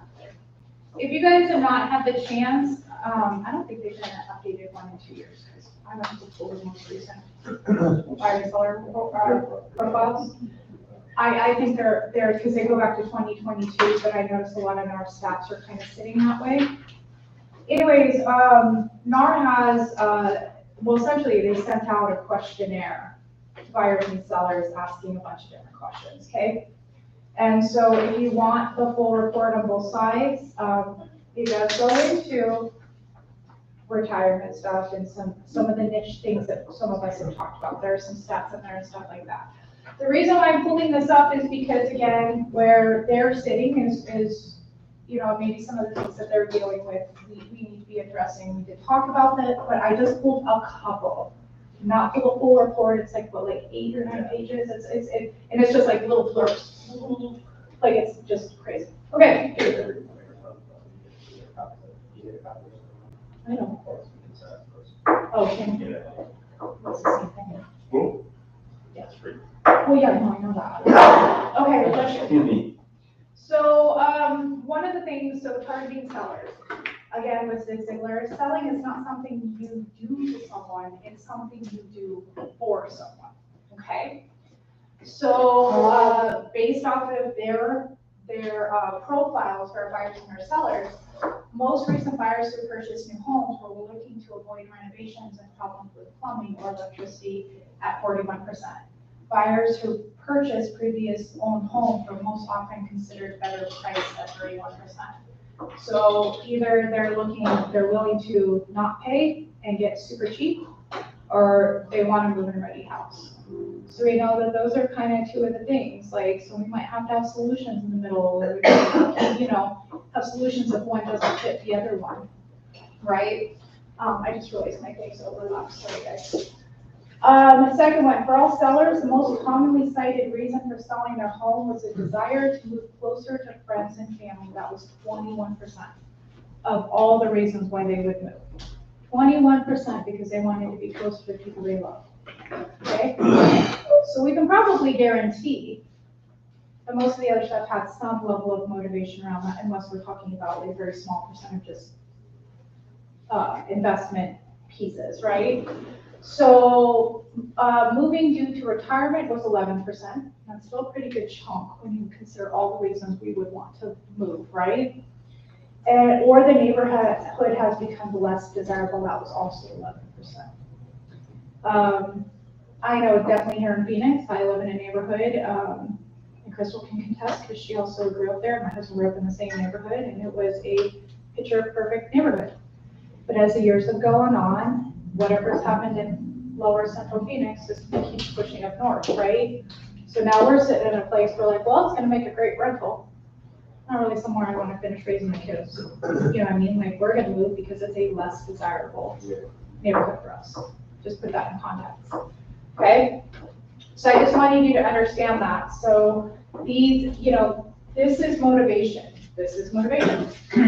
Okay, these are the reasons why people are choosing to make the decisions they are.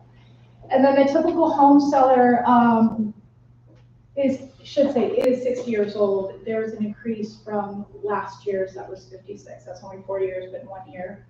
So we also know that a majority of our home sellers are older. Okay, that can mean 100 million different things, but what it does tell us is that if we're talking about this age bracket, okay, it's a really smart, intelligent, hardworking age bracket. Okay, I wouldn't mess with them. I was also raised by this age bracket. Like, they intense. Okay, I would show up prepared and ready to solve. Okay, if they wanted whiny, they go talk to their grandkids or millennials, right? I mean, I love you millennials, for whoever's watching online, but is it just, no, millennials stop at the beginning of it. Like, I was at the beginning of millennials, the tail end of millennials, it was nasty.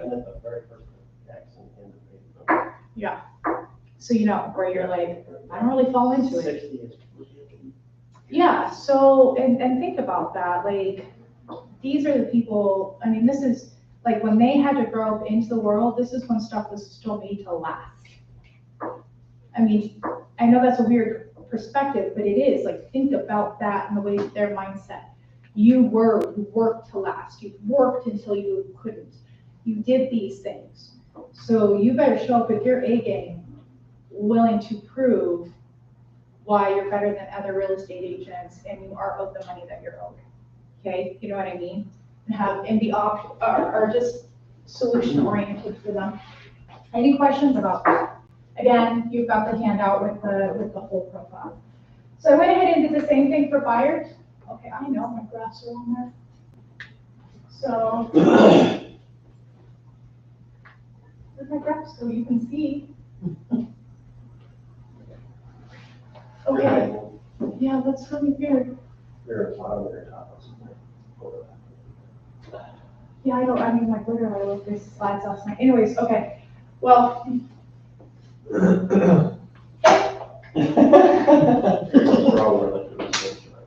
Yeah, just draw it, right? I love it. Okay, target buyers. People don't buy for logical reasons, they buy for emotional reasons. So that is majority, not everyone. Okay? But even then, you know, when you talk about financing and investing and stuff, they probably have a why it's pretty emotional, right? Just doesn't equate, you know, directly to the property. So 14% of home buyers purchase a multi-generational home to take care of aging parents because of children or relatives over the age of 18 moving back into the home for cost savings. I think it's the next generation homes. We did. We started to see that, I think about 10 years ago. Yeah, about 10-ish, and it got real big around then. But we did start to see mother-in-law suites, so much I think we cannot even refer to them as such. But you know what I mean, like where we were Or casita. Or casita. But we were starting to see that, and then we started to have home builders actually implement a next-gen suite. Sometimes attached, most often it was attached to the house with total separate. I mean, it was almost like it wasn't part of the house. So there's a doorway to walk in there, but it's completely total residence by itself with its own entrance and everything. Yeah. There's a kind of that. So when you look at 14% and then 86% is everyone else, you know what I mean? Still a pretty big number when you're talking about the masses, right? So we know, going back to, again, not that homeownership is not affordable, it's just that perception that it's not obtainable and we don't know what options they have to get there or make better choices. So even this in 2022, now let's see what we say now. I would imagine this number has probably changed quite a bit, that 14%. But we do also know that this is still an issue with our buyers, okay? And that we might have to be looking at having qualifying questions. Is there anyone who's living with you? Like, you know, we do need space for going back to those buyer questionnaire things. Who's gonna be living in your home? Who's gonna be staying in your home? You know what I mean? Like some of those things. We have You both work from home, you do 2 off. all that stuff is relevant, yeah. Do we have a hand? No? Okay. So then, the median distance between the home that recent buyers purchased and the home they moved to was 50 miles. This was a significant increase in distance moved, as the distance between 2018 and 2021 was 15 miles. So, Wait a minute. COVID, because COVID showed us we had remote work. Yeah, there was. So it used to be they moved 50 miles. No. No, 15. 15, and now it's 50. The average is 50. Gotcha. I was reading about this. 15, and now the average is 50. So when I look at that, the first thing that comes to my mind is, wow, when I set a buyer up on a search, am I really making sure that I'm accounting for that? And they may find that they don't, and we gotta hone it back in or something like that, right? I'm really taking into consideration, because we're like, okay, they can't tell us, I wanna be around this school, right? Is that school true? That's school true, right? So you can say that, but if I can say I want to be near a school, I can't say you need to be near a Jewish school or a Catholic school. You can tell me that. I always ask them to avoid that, to give me cross streets. Like, what's your boundaries?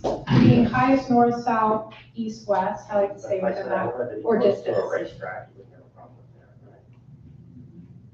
right? I'd still Or ask if them. it's- I would still ask them So about if it, yeah. if you have somebody, they're saying, well, I want to find this home in a good neighborhood, define a good neighborhood. But that's subjective and, This so, one but, has 42 restaurants within a mile. Yeah. That's a good neighborhood. This one has 4 grocery stores, that's a good neighborhood. This one has top 8 schools, that's a good neighborhood. So it's all subjective. It's all right? subjective I gotta to know the- when you say, when you say good neighborhood. Yeah. What are you saying? so, but yeah, so we might want to address, like, when we are dealing with our buyers, that even the mindset we have willing to travel to, guys. I mean, I probably spent like 5 of my real estate years in Mesa and Santan Valley. Guess where I've never lived? Mesa, in Santan Santan Valley. I've always been a Northwest girl. So knowing that, knowing we might actually have to travel a little bit more too, okay? Last one was having an agent to help them find the right home was what the buyers wanted most when choosing an agent at 49%. Almost 50%, the reason why they wanted an agent was not for any other reason, but to find the right home, which means we need to be asking the right questions, correct? Okay. But these are, and the reason why I put some of these here too, is these can also be messages of the moment that we want to tap into. You know what I mean? So consider, like, when you go through some of the statistics and stuff, those are your facts, right? The statistics are your facts, especially when we're trusting NAR stuff, right? Because we can almost always be able to go on NAR set it. So that's also a great way. That's why I wanted you guys to have the buyer and seller report. So if you're struggling on what that means and what that niche is, then there's a whole resource guide for you guys to kind of peg it. Any other thoughts? Go back one slide. This audio?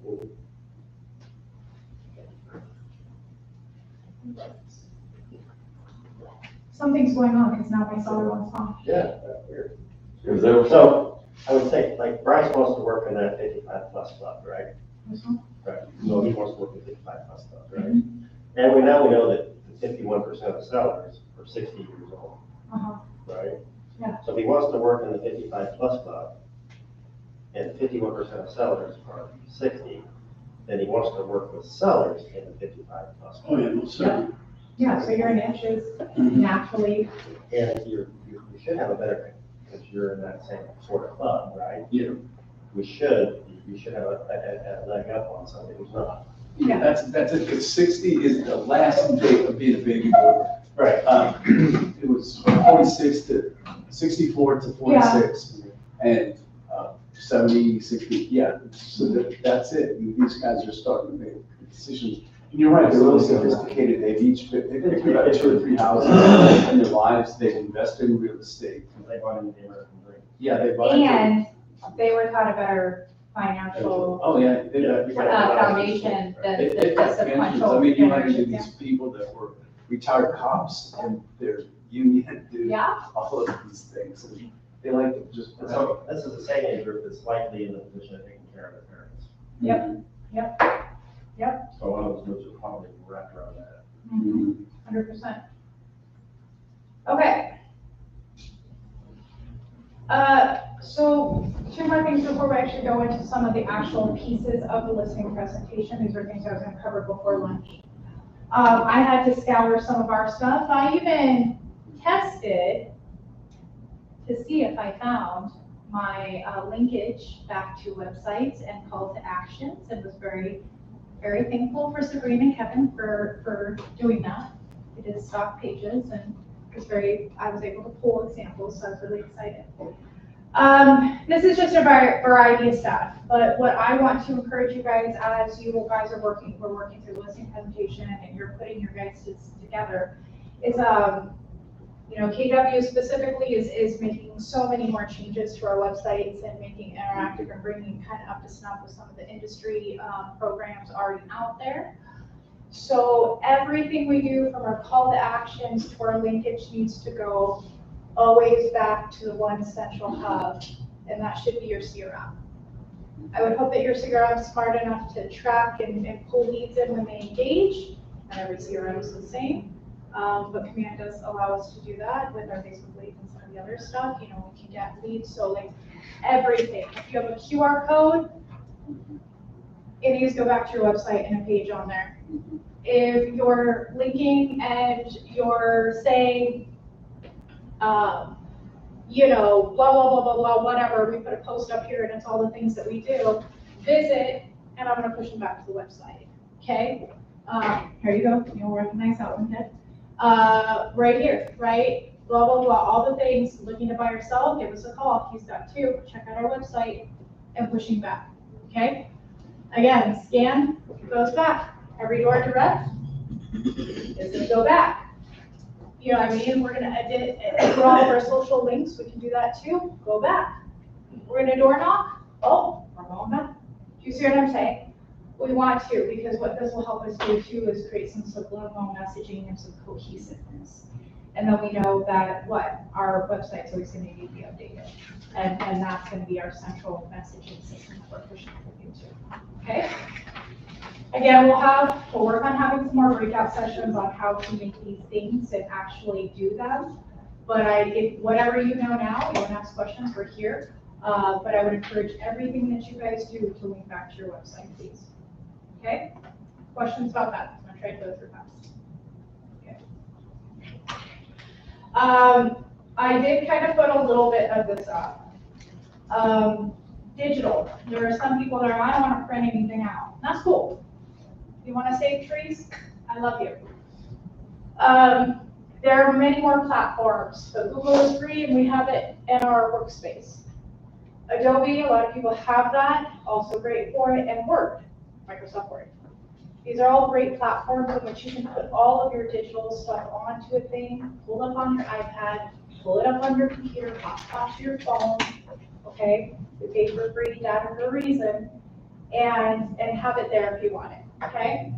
For print, you know, market centers can help print stuff, title can, vendors can do so as well, okay? So again, we want to leave them with something, but if your thing is to have it all printed out and you're presenting that, that's fine. Here's some more cost-effective ways to be able to get those, okay? I do want to make sure that you guys are aware that I'm actually working on some pretty specialized listing and buyer and open house stuff that's this is new branding for Magnus that I've asked for. So very cohesive. You'll see in some of the examples, I pulled directly from my designs in Command, my intranet, okay? So please know that, I mean, branding and the way that we market it, right? So we will be working on some other pieces for this stuff. And again, we use them, but a great resource that we have on Magnus, okay? To give us something a little more professional and feels, you know, the way it needs to, okay?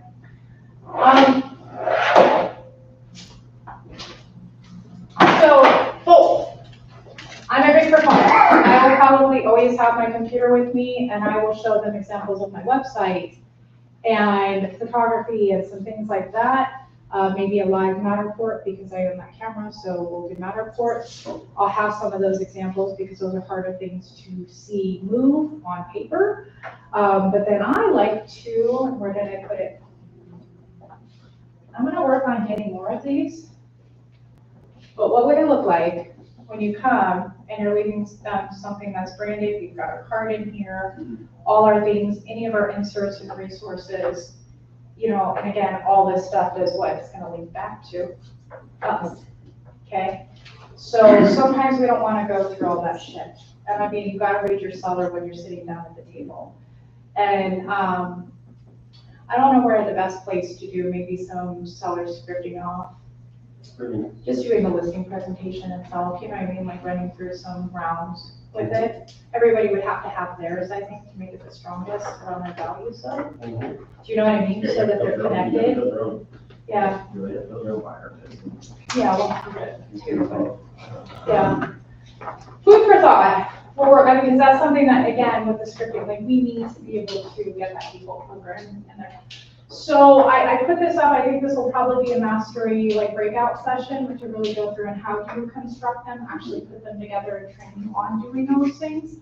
But if you're versed in any of these, or you know, or need them, let me know. I recommend both. I recommend leaving them with something and having a lot of my visuals on my computer for them to see. Okay? Questions on that? Oh, yeah. Yeah, no, you're stuck. Okay, I'd like to make some. now we're gonna talk about actually what should be in our listing packet.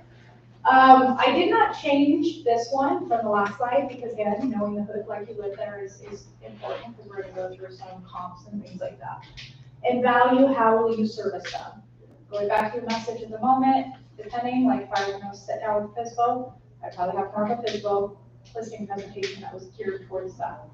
Okay, if I was targeting expires and cancels or targeting my, whatever it is, I would morph that. And you can have 3 or 4 different listing presentations. You don't have to have, right? I don't want to get into a big, long conversation. Yeah. But what are their options when they have to sell? What's your seller's options? I can sell it myself. I can do it, make it a business. Good, I I buy it. go, an institutional buyer, like offer pad or whatever. Yeah. What else do I have? An agent. Well, I need to do this business thing, right? What else do I have? And we have some of our weirder programs like. Right, talk to wholesalers. That's still cash offer, but yeah. But it's not. the Yeah, same, not the same, yeah. Right? A different option, right? I can sell myself, I can do business, I can do, this 980 listing where it's on the MLS for $980 and I Oh, don't do yeah. anything. Yeah. Right? You do all the work and I Yeah. don't do anything, it's like $980. Yeah. Right, we can do that, right? Yeah. We can do some sort of discount. Yeah. Brokerage, right, there's Right. agents out there. Yeah. But why can't I present all those options in my presentation? That's. Can I do all of those? No. I can do all of those. Well, Which one can't I do? again, if you're willing to follow through. Right. And have those things set in place 100%. Yeah, which those things can an agent, any agent cannot do, they can do them all. Yeah. Right? Right? So, rather than going there and get mystery, where's your mind, I can go in there, what do you want to do? Yep. And that's part of it too. You should have their solution built into the presentation. Yeah. I'm just saying it deals with objections and before it becomes an objection. 100%. I agree with that. You got the maze. Close up Yeah. the maze. Pardon? I said close off the maze. Right. Yeah. Yeah. Box You go here, well, I do that, you go here, I do that, so you go here. It's just what I was talking. That's fine. Different conversation. Yeah. That needs to be really honed in on, but yes, agreed. Yeah. So you were born to win, but be a winner. Oh, wait, it's the same. I guess I didn't change my big. Okay, so yes, to Kyle's point, there is a section in here that will talk about that briefly. Okay, actually, one of these is Kyle's. I took this from his idea or his training in Ignite. I just want you to know that. I've always done these two, but I added that one. Because what happens when people shop? Well, They don't stay in the same area, right? Well, no, they don't stay in the same area too. You're right. Generally not. Yeah, because they're gonna compare. Right. Yeah. Right. So, okay. How many of you are versed doing comps? Like, no, true, I mean, I know we have a small crowd, but like you're confident that you can do your comps. You can put a price on a house. 2, 3, 4, 5, 6. Okay. I will tell you that since I work a specific part of town, right? Yeah. I'm not comfortable doing a comp in an area of town that I'm not. Agreed, that would be so much easier because you know your market. I know my living and market. breathing it. That's Outside different, my yeah. market, it's completely different. And that's where these come into play, Right. right? Because if you don't know your market like the back of your hand, then you need to know it, and this is how we're gonna do it. Okay, so obviously we always wanna have our subject comps. What is our specific comps that are comparable to that property? They need to know what their house looks like within that neighborhood, okay? So, very precise comparables on the subject property. The hood. We need to know what's happening within the actual neighborhood. What's their inventory look like, what's closed, what's active, what's pending. Because whether they're comparable to our house or not, they still end up being competition and set tones either way. Would you agree? Yeah. So if we don't understand what the neighborhood is doing on top of what our type of property is doing, then we don't have enough research to be able to speak to maybe a trend that we're seeing happening between something, or we've seen, or it's moving, or whatever the case is, okay? Numbers don't lie, and if you know your numbers well, they will show you where things are moving. They will, if you know them well. Okay, this one is the one that I have taken from Kyle and I've now adopted into my comp research. And that is, if I've got a 4-bedroom, 2-bath, 1865 square feet on a, 9,500 square foot lot, I'm gonna pull the whole valley. I'm gonna see what is historically being done within our MLS. Right. Okay, because like Kyle said, when they're looking at that, it might push them maybe outside their area, but two, it kind of gives them the ability to see how their neighborhood is comparing to the rest of the valley. So again, going back to research and supporting. So if we're having a conversation expectation issue, they're not getting it. These are good pieces to support why we can put it out there for whatever we want, but Marcus can tell us if we're right. Oh, yeah, what's happening in my area, so I'm out by the Ascendants, the golf course, and they're saying, this was Scottsdale 10 years ago, 15 Yeah. years ago. Look at it.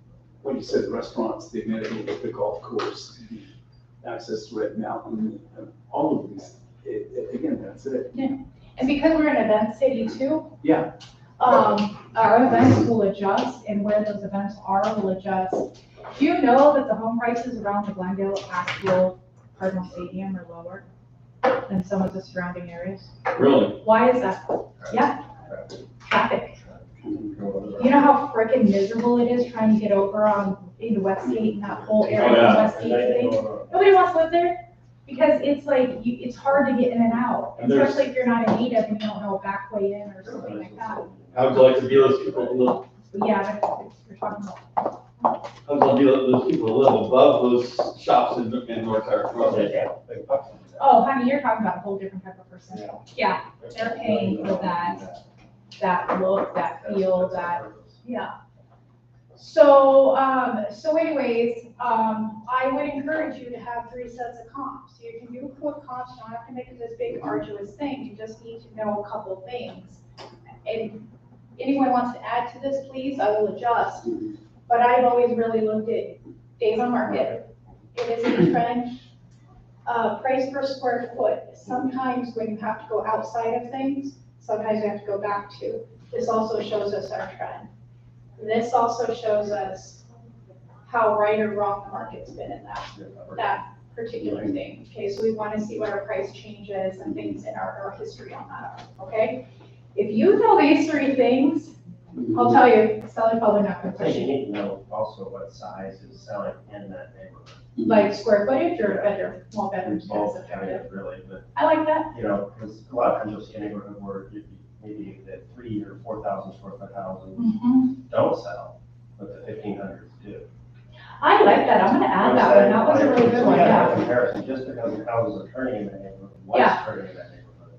So, yeah, so let's add that, and that is bed and bathroom and size of the house that is moving versus the ones that are not. Houses with pool or houses without? Yeah, 3 cars garage and 2 cars. Like, Yep, you gotta all that figure it stuff, out. yeah. Like, what's gonna make this house more marketable or less marketable? I need work, less trouble. yeah, because they had the quadrants, right? Right. It's price, location, condition, or marketing. Right. So,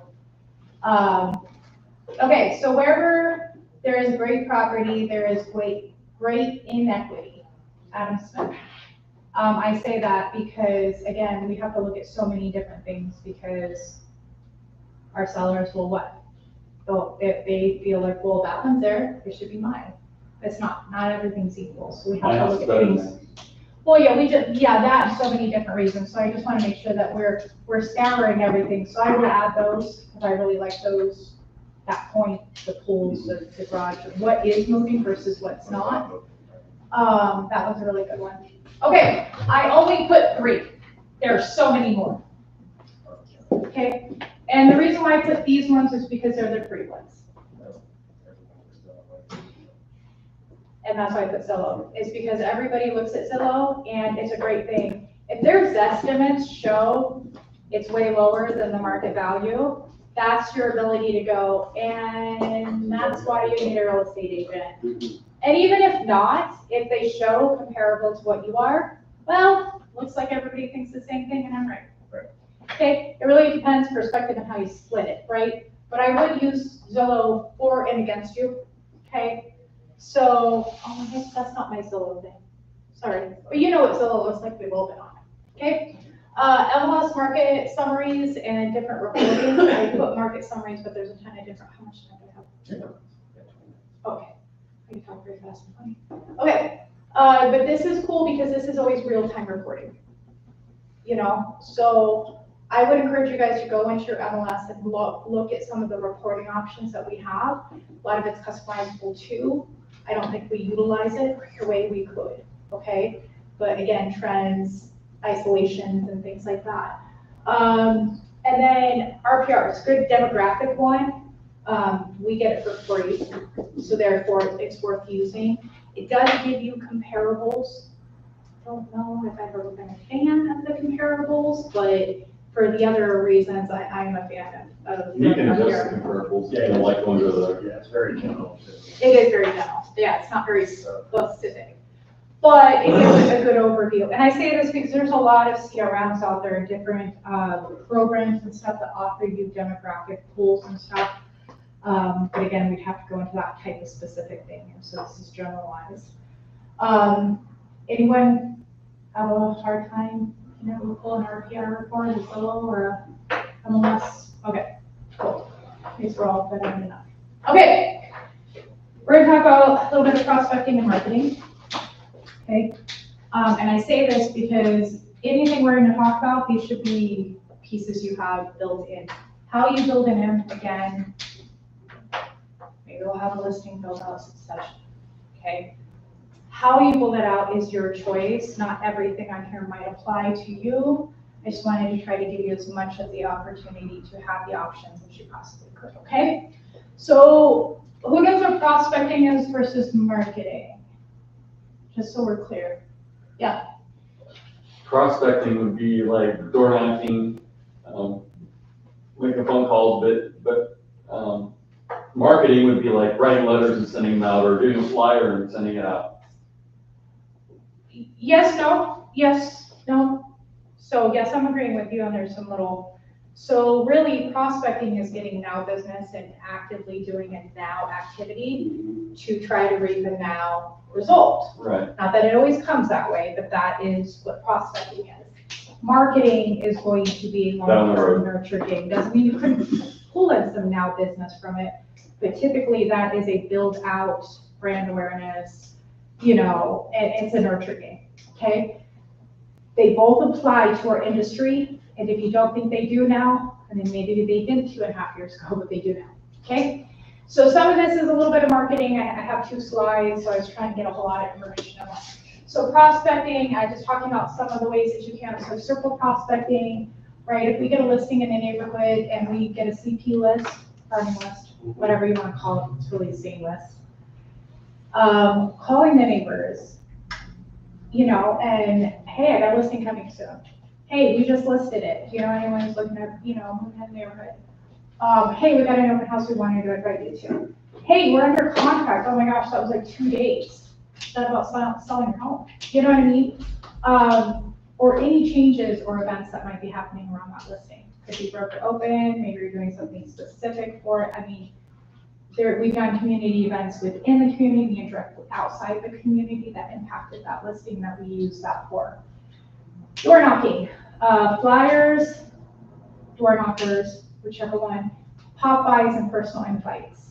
Pop-bys, I would not do 600 pop-bys and personal invites. But what does it look like to do pop-bys and personal invites for the 20 houses around the open house, or down this street and down this street? Okay, it's a personal touch, allows you to open that door, and it's not going to be very expensive when you're just talking about a small group like that. Open house. And again, you guys, depending on what you guys have availability to or have, but they need to know in your listing presentation, I put a ton of signs out, I touch my neighbors this. I reach out to my neighbors, A, B, C, and D. Social posts, like I'm gonna run this, that, I'm gonna add it to Facebook groups, and blah, blah, blah, we're gonna do all the things. And my database says, lead and agent follow-up plan. Some of us do. We can reverse prospect in our MLS. It's really cool because it gives us the ability, like if we had a listing somewhere around or whatever, we could reverse prospect those agents, go, hey, I got a listing in the area, right? Or the reverse prospecting is perfect when we have a listing and we need to pull leads or reignite the listing somehow to make it bright again. We'll reverse prospect all those agents within the database. Same thing with your showing requests. Those agents are actually converted calling my showing requests when we couldn't get an offer. And one of them was like, I was like, well, you looked at it, blah, blah, blah. She goes, well, it's just a little over our price point. Well, she had no idea because it's not my job to give my seller's information away, that my seller was willing to do 15 grand in concessions or a price drop, but she didn't want to put it on the MLS. Had I not done that, we never would have got it into contract. In fact, that agent is coming into my office today from that deal 2 years ago, or a year and a half ago, because she's gonna sit and train on me on how to run comps, because that seller, the buyer who bought that house, now has to sell it because he had a major thing happen, right? So that relationship I built with her now will probably give me the ability, she's a pretty smart girl, maybe have her be part of our world. My world looks a little bit differently with clients versus agents now, but same thing applies, right? Like that, how we deal with those open houses. Every week, what are we doing with them? And again, we're gonna go into a follow-up, email campaign, smart client campaign type of, how many touches should you have? You know what? Stop having your girlfriend call. It's rude. Okay, she's cute, stop. Okay, social leads. Cool thing about Facebook and stuff like that in our command is it dumps those leads straight into our command. We don't have to do anything but go in and tag and clean them up and contact them. Database leads, so if you're soliciting and I know, you can tell me get to the end of the day. Neighborhood leads, okay? We should have a way to be capturing our information if we're door knocking or soliciting any of that stuff, circle prospecting and stuff too, okay? So how should they know that we're following up with all these people? You know what I mean? You don't have to go through your thing, but hey, it's important that we reverse prospect and this is what, we follow with every showing request and we don't let it go. And if we have any changes to the thing, we're gonna go back into that list. You know what I mean? Like, those are some things that they need to know, again, showing our value to them and how hard we're willing to work for them. Events, they need to know if we do events, what that looks like. We're willing to do broker opens, community, self-created, local events, etc. That's a reach, that's a networking reach. That means we're soliciting their listing even when we're doing these events, okay? Business touches, this is one of my favorites, and it is one that's missed so often.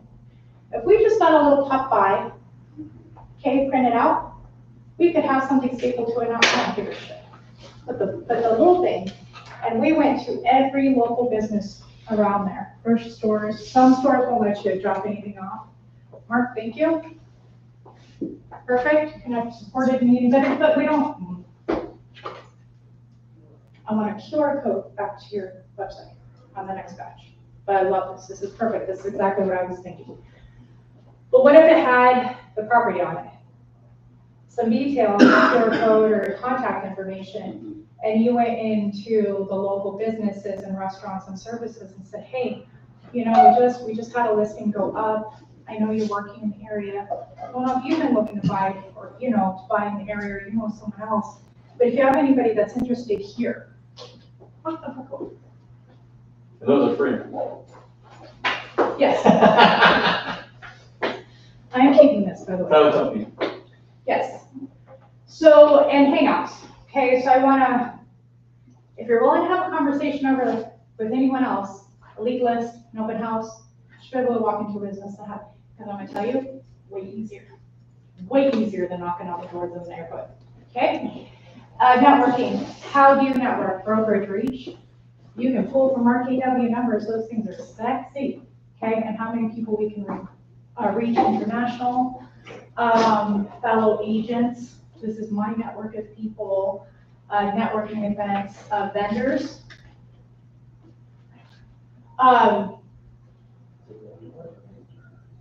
That's not a question to myself. So anyways, like, we have a lot, like, okay, whether a lender does it with us or not, I'll ask my preferred lenders to reshare my stuff. If they're gonna do it with me, you bet your ass, then I'm asking the database, and they're doing real on it, and they're doing all that stuff. You're gonna ask them what? To solicit it. Okay. So if they're not participating in it, they're not like a lender's not gonna come do an open house with me, right? Like, Some do. no, I'm just saying, they're not going to. Yes, lenders will do open houses, and those are the funnest. But what I'm saying is they might not want to. I will still ask my lenders to reshare my posts, okay? If they are participating, I want them hitting their database. I want them pushing it on social. I want a little reel while they're there. I want them to capture that and to repost about that. Yeah, but that's the reach. That's a whole bunch of clientele we don't have the option to touch right now because they're not in our database. Some of them might be because that happens all the time, but do you see what I mean? These pieces can be one page, it can be multiple pages, it doesn't matter. But if they apply, and this is how you're actually moving the property and being a sales agent, it needs to be in there somewhere, okay? Sometimes we can combine this stuff because we don't want a 20-page listing presentation. Are you a fan of that? I'm not. If I could keep it under 20, I'm happy. It is pretty large, yeah. Okay, any questions about that? Marketing. So marketing are the things that we're going to supply so we can prospect, right, somehow. Photography. I'm gonna tell you right now, a one-pager on your favorite photographer and the type of photography he does is a great insert, okay? Photos matter. They matter in ways that you don't even know. And being able to showcase like that vendor and so that they can see, okay? And we don't have any preferred or affiliated stuff right now. I am working on the photographer actually, but he's a little bit more upscale. He's very much does not want to be in Wickenburg all the time, by the way. I know, I talked to him too. Okay, good, he didn't call you. Yeah, well, he texts me then I call him. Perfect. But yeah, I already talked to him, I asked him for a whole bunch of flyers and stuff like that. He's a really good photographer, he's a meeting, so he's just a sweet guy. He's a good old boy. But we also have like school and listing assister and some of those things too. Now, those aren't the same quality, but they're good, they're decent enough. I do want to caution, price point and picture quality should align. Okay? Yes, but I'm not going to do twilight pictures on a $400,000 house or a mobile home. No, I'm just not. Okay? I'm not, if it's a standard thing, you could get an aerial and some dronage a little bit, but the bigger the property, they're probably going to use more of those pieces, right, to overlook some of those things. So drone, aerial. Matterport, Sometimes you don't even have to be the drone, you can just go to Google Maps, so you can look at the top area, which isn't as good, but it's better than nothing. When a good photographer uses a drone to do their video, to do your actual video tour, so much different than when they're walking and backing out and doing those things. The quality, it's real sensitive.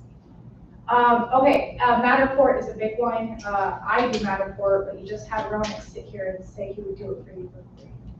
It's not Matterport, it's a 360 tour, but good enough. Okay, and I don't mean that like good enough, like it's not good. It's just they are two different caliber of things. but he's going to do that and to floor plan and stuff for you guys, okay? So if you don't wanna pay for it, because that usually can cost you like $400 or $500 to get a map report done. But that's a 3D tour of mapping. So when you talk about those out-of-state buyers, again, you should know that. And if you didn't know, the command also has a referral piece in it that allows you to see where your transplants are dumping into that particular city. We need to get with Amy Potts and have her show us if we don't know, okay? Because that one, if you do, you know how many times I've had to solicit Washington and Northern California, Denver, New York, and certain, based off of that. So if your social and your marketing is going towards that, okay, and there's ways, like with social, just hashtagging can push you out of your state boundaries, okay? Featured on website. We can build, custom build some things within our command pages, okay, in our website. What does it look like to have your listing on a dedicated listing page? Okay, you don't want to do it Scott Leroy, I'm sure we'll do it, and or pay you a very small fee to do that. But for them to have their own page on your thing, so then when we go back to the everything's connected, where do we want everything with it to be connected to? Me. Back to landing page on our website that has their property details, right? It is something, again, we weren't able to do, but now we are. So I would encourage you, whether you're doing it yourself or you're jumping into Scott Leroy or someone you know to help you out with it, that's a great thing to go, hey, I'm gonna feature you, get your own webpage. Also, there are good photographers out there that will give you their own little property landing page. It's just that those leads, I don't know if they have lead capture built in, and so I wouldn't necessarily rely on it. So social campaign, transactional content, which means, you know, coming soon all the way to closed, those are transactional pieces, okay? Yep. Buyer targeting, which, you know, again, are we looking at Washington buyers and we're targeting them? Are we putting, you know, a list of our buyers into our meta audience and socially targeting? There's ways to do it that you don't have to purchase stuff. Property featured reels, right? Hey, we're working with, we believe that, and we're, you know, whatever. Have some things. Facebook groups. If it's relevant in your area, do it. Like if I'm taking, and we did it with the Litchfield one for Sally, if I'm gonna take that listing in Litchfield Park, I'm gonna add myself to every Litchfield group that will allow me to. If I'm not a resident, some of them won't.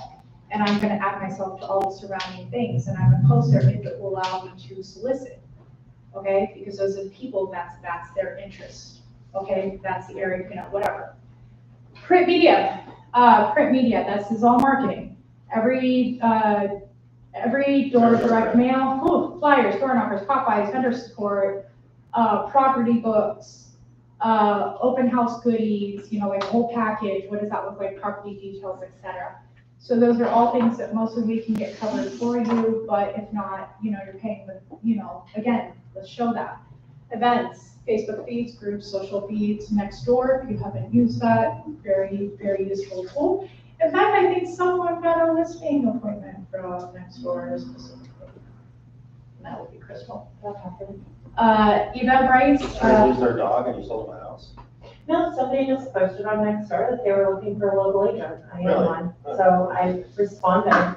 I responded kindly. Oh, yeah, I mean, it wasn't pitchy or anything. It was just, hey, my name's Crystal, I'm a local agent, I'd be happy to help. Call me at your convenience. And I left it alone. Yeah. I've probably done that 40 times, and one time somebody calls and set an appointment. I could probably do it another 1,000 and get nothing, but it took 15 seconds of my time. Ooh. It's cool, there's an agent in here that has gotten with a group of other agents in other parts of the country, and so when somebody goes on Facebook or Nextdoor, whatever, and says I'm looking for an agent, and that they are not in that territory, everybody jumps in and says, we'll use Rachel, because Rachel is North Phoenix, right? And so all 40 of us say, oh, Rachel. Yeah. And then your happens name to is be just in- consistent. It happens to be in Mesa, then everybody jumps in and says, Oh, that's brilliant. Fries. Yeah, because then they're like, yeah, they're just pushing and making That sure person- that, yeah. Yeah, it's a pretty cool idea, and she says she gets about 6 or 7 deals a year. Yeah, I wouldn't be surprised by that at all, because again, you know, oh, so The more many people are content mentioning, comes up, then, yeah. oh, they must be So if you have trusted. somebody who's, you know, Yeah. like-minded, that can help you with that. That's actually kind of brilliant. Find somebody. Open house package, you should have, and I think you should have a one pager in here that tells everything you do from an open house standpoint. Weekend open, neighborhood touching, prospecting, goodies, the setup, everything, and the plan. Whatever that plan is to deal with their thing, you need to have an insert somewhere on here that is going to, so options.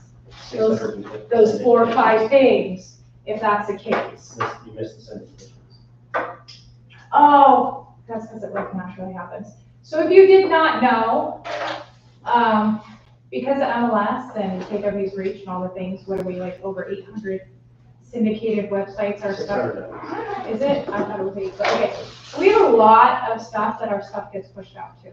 So that's also another good one. I'll add that one to So I was, well, I can put it on Zillow too. Yes, but it was over 600 websites. Okay, and again, if we had that physical conversation about the thing, about how hard it is to find, how useful is that? Okay, we only have a couple slides, and because my KW's down, you know, I have been trying to pull the other 2 content pieces for this for 24 hours, and it keeps locking me out. I did it on 3 different computers, so it's not me. It is not me. Okay, I did this as an example, so give examples on your pages when you're talking about your transaction. I know we're having some, because I have brought some listing presentations for you guys to kind of go through. Rachel's a hot mess always.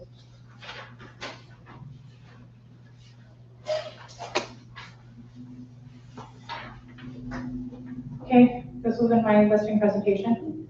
Here's my social pieces. Did they maybe vary? But I showed them that we're gonna market your house socially from one end to the next, right? So have some examples, right? Coming soon all the way to close. If I'm talking about print media and I wasn't helpful, like I couldn't get stuff from the internet. But like, here's a couple ideas of their mailers. These are KW ones. Callie also produced a lot for you, right? So show examples of show examples of how your branding is consistent. So this one, I had a door knocker and a flyer. That's what I mean, so imagine what's on there. But what do you know? It's all consistent, right? That's the formal messaging. So I would say if you have it, show examples. If you've written into some of those other pieces, and like I said, I had examples. Okay. We've got like 3 more sites and we're not going to try to go as fast as possible. So who are you? We talked about that, right?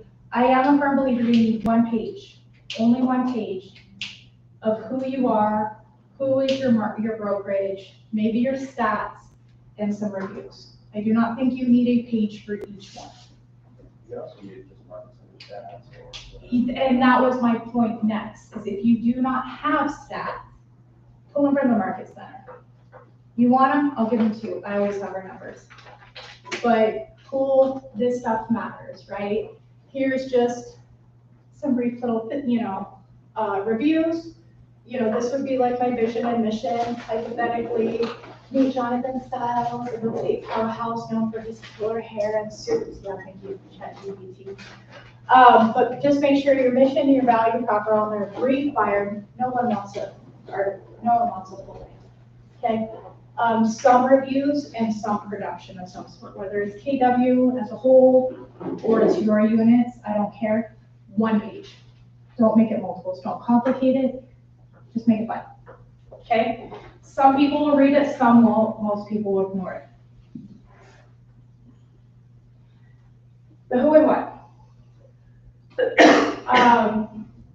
I do believe, and I think they can maybe be 1 or 2 different inserts, it doesn't matter. But who's part of the transaction and what's your role? Who is your seller going to have to be reached out to and why? Okay, so title. If there's seller won't have to deal with a lender, but I mean, some of our main components, they should know who's party to this transaction, whether they are versed or not, and the contact information for that, if you do have it. Because those are, title's gonna be reaching out, you haven't set that expectation. And again, title could change depending on, because sellers should never really be choosing, but I'm just saying. Does it, you don't ever want complaints from consumer, customers for the realtor? Yeah. So you say you don't want to connect with the seller, if you can announce you, why won't you just share that with the seller? It's communication, right? Yeah, that makes, just communicate. Yeah, Because we're not alone. Yeah, I agree. We've worked on that actually, the last, requirements, but if we're using those correctly, that's just another point of contact for your customer, for your seller. That you're doing something, you're doing your job. I agree. And Because you don't stop around, you took finance account, like, well, no, not really, because it was a finance deal, sure, yeah, let's use it. And so during our seller update ones, right. that's part of that, is there anything to add with those pieces? So, if you're guiding thoughts, let's chat about it, so I can make sure they're in that seller update. Because I don't know if I have the ALMC or not. Okay, and then what's the timeline from sign to close? Okay, they should have some type of, some flow chart or,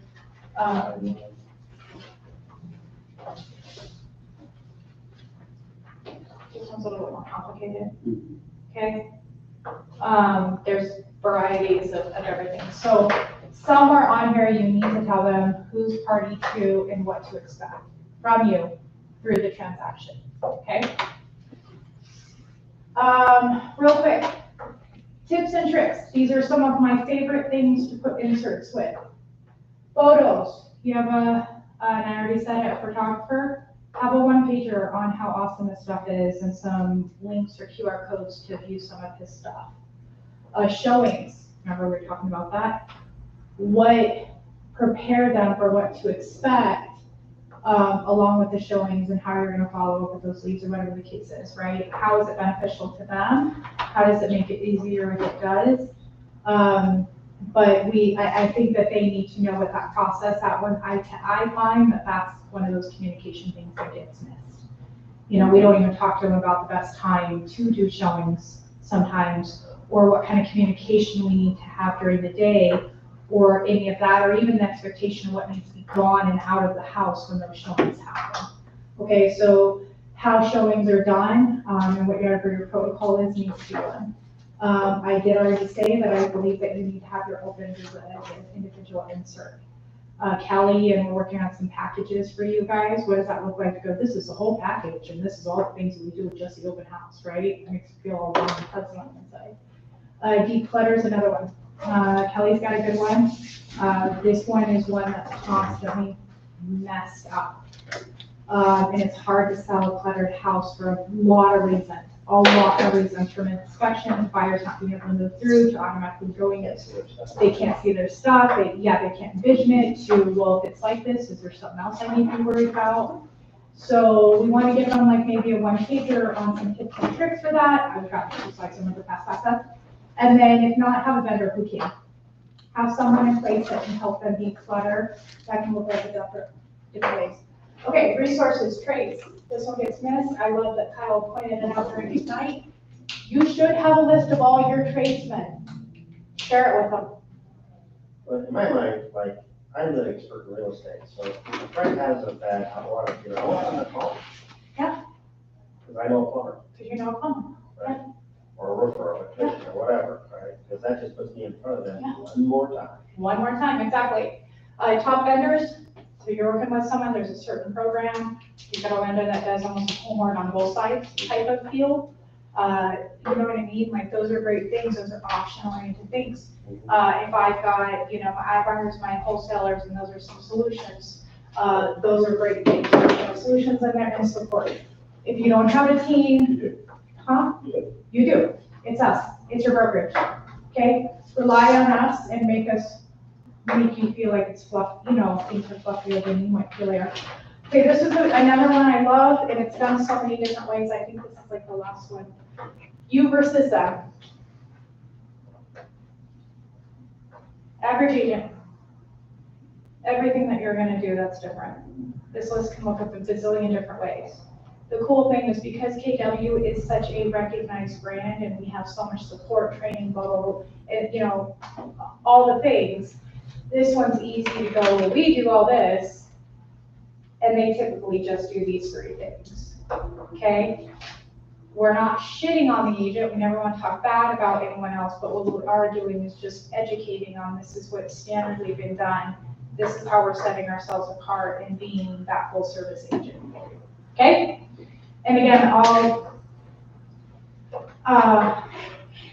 don't think I have the listing presentations in the folder. I did upload most everything else for today's into the Google Drive for today's class. I'll put these in there. Okay, we're done. Everyone out. Where's that digital driver's eye? Because I don't think I got any. You haven't got an email from it? Let me check. I sent one at 8 o'clock this morning. Okay. Okay, well, we're done. I will see your faces Wednesday. In fact, I think I'm gonna see other faces before that. I think everybody in this room I might see before that. Okay, if you guys need anything, I am gonna let you know. Danny Jero. If not, we're gonna have a great week, okay? Bye, guys. Thank you.